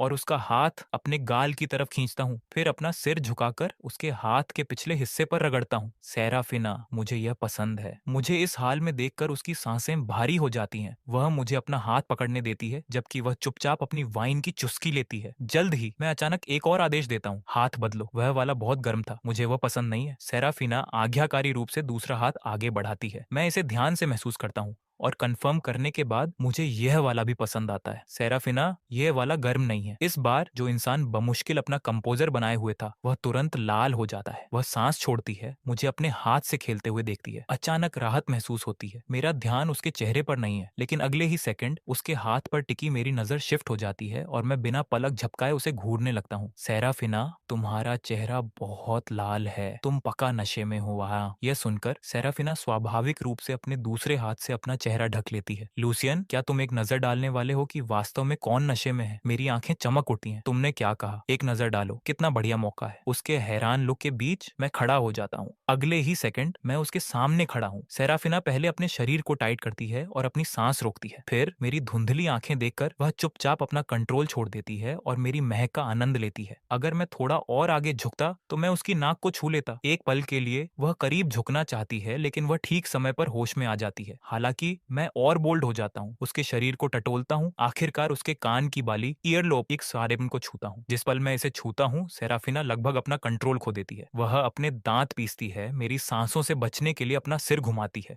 और मुझसे कमजोरी से विनती करती है, लूसियन, खेलना बंद करो। क्या मैं तुम्हें सुन नहीं पा रहा हूँ? तुमने मुझे सुना, मैंने नहीं सुना। मैं उस पर बुरी तरह घूरने का नाटक करता हूँ और जैसे ही सेराफिना सोचती है कि मुझे गुस्सा आ रहा है, वह मेरी नजर को उसकी नाक से उसके होठों की तरफ फिसलते हुए नोटिस करती है, फिर और नीचे जाते हुए। आखिरकार मेरी आंखें वहां लॉक हो जाती हैं। सेराफिना मेरी नजर से जम जाती है। वह अपनी अब तक की सबसे तेज स्पीड से खड़ी हो जाती है। लूसियन, कोई उल्टा सीधा विचार मत लाओ। मैं उलझन में दिखता हूँ, अपना सिर खुजलाते हुए। तुम किस बात से डर रही हो? मैं डर नहीं रही हूँ। मैं तुम्हारा फायदा नहीं उठाऊंगा। इसके अलावा क्या तुमने अभी मुझसे देखने के लिए नहीं कहा था? मैंने कब? बीच में ही सेराफिना को अचानक एहसास होता है कि उसने देखने शब्द का इस्तेमाल किया था। तुमने गलत सुना, मेरा वह मतलब नहीं था। लेकिन जैसे ही वह ये कहती है, मेरा एक्सप्रेशन एक हर्ट, आहत होने वाले में बदल जाता है। सेराफिना मुझे इस हाल में नहीं देख सकती। मुझे लगभग खड़ा होने में असमर्थ देखकर उसका दिल डर से बैठ जाता है। एक पल के बाद वह समझौता करती है और मेरे पास आती है। चलो छू लो, लेकिन कुछ जगह ऑफ लिमिट्स, मना है उसकी गलती। एक नशेड़ी इंसान से बहस क्यों करना? उसे हार मानते देखकर मैं संतुष्टि से उसका कंधा थपथपाता हूँ। सेराफिना, मैं सोना चाहता हूँ। ये सुनकर सेराफिना वहीं जम जाती है। सोना? तुम कैसे सोना चाहते हो? अपना चेहरा धोऊंगा, अपने दांत ब्रश करूंगा, बिस्तर पर लेटूंगा, अपनी आंखें बंद करूंगा और सो जाऊंगा। एक पल बाद सेराफिना मेरे पीछे ऊपर आती है, सीधे गेस्ट बेडरूम में। जब वह करीब पहुंचती है तो वह मुझे हाथ में एक नया टूथब्रश लिए मुस्कुराते हुए देखती है। फिर मैं तौलिए और बाथ टॉवेल्स निकालता हूँ, उन्हें एक एक करके उसे सौंपता हूँ और संतुष्टि से चला जाता हूँ। सेराफिना अनोपन सामान को अपनी बाहों में पकड़ती है, अपनी भावनाओं को बयान नहीं कर पाती। इस विचार पर सेराफिना को अचानक महसूस होता है कि वह अपनी पूरी जिंदगी पूरी तरह से मेरे प्यार में घिरने में बिता सकती है। मेरी आवाज बाहर से फिर पुकारती है। वह जल्दी से बाहर आती है और मुझे अपने मुंह में पेस्ट के साथ पहले से ही दांत ब्रश करते हुए देखती है। मैं अपना सिर झुकाता हूँ और उसे गुड नाइट कहता हूँ। लूजियन, गुड नाइट। कुछ मिनट बाद सेराफिना मेरे बिस्तर के पास खड़ी होती है, मुझे कंबल में लिपटा हुआ गहरी नींद में सोया हुआ देखती है। वह जाने से पहले ऊपर पहुंचकर मेरे बेडरूम की लाइट बंद कर देती है, लेकिन सेराफिना घर नहीं जाती। वह मेरे बगल वाले गेस्ट रूम में लेट जाती है। वह दोनों दरवाजे खुले छोड़ देती है। वह जानती है कि नशे में धुत लोग रात में अपनी उल्टी से घुट सकते हैं और वह मेरे लिए चिंतित है। शुक्र है मैं रात भर चैन की नींद सोता हूँ। वह किसी से कहकर हैंगओवर सूप भिजवाती है, उन्हें टेबल पर रखती है, मेरे लिए एक मैसेज छोड़ती है, फिर ऑफिस के लिए निकल जाती है। दोपहर में मैं प्यासा उठता हूँ। झुकी हुई आंखों के साथ मैं नीचे जाता हूँ, किचन से पानी लेता हूँ और तभी टेबल पर रखे 2 इंसुलेटेड कंटेनर्स को नोटिस करता हूँ। मैं उलझन में अपनी भौहें सिकोड़ता हूँ, सोचता हूँ कि वे क्या हैं। करीब आने के बाद मैं यह सुनिश्चित करने के लिए उनकी जांच करता हूँ कि वे बम तो नहीं है। तभी मैं ढक्कन उठाता हूँ और बहुत खुशबूदार कांजी दलिया पाता हूँ। मैं स्वाभाविक रूप से चारों ओर देखता हूँ। मुझे याद आता है कि सेराफिना और मैंने कल रात साथ में डिनर किया था।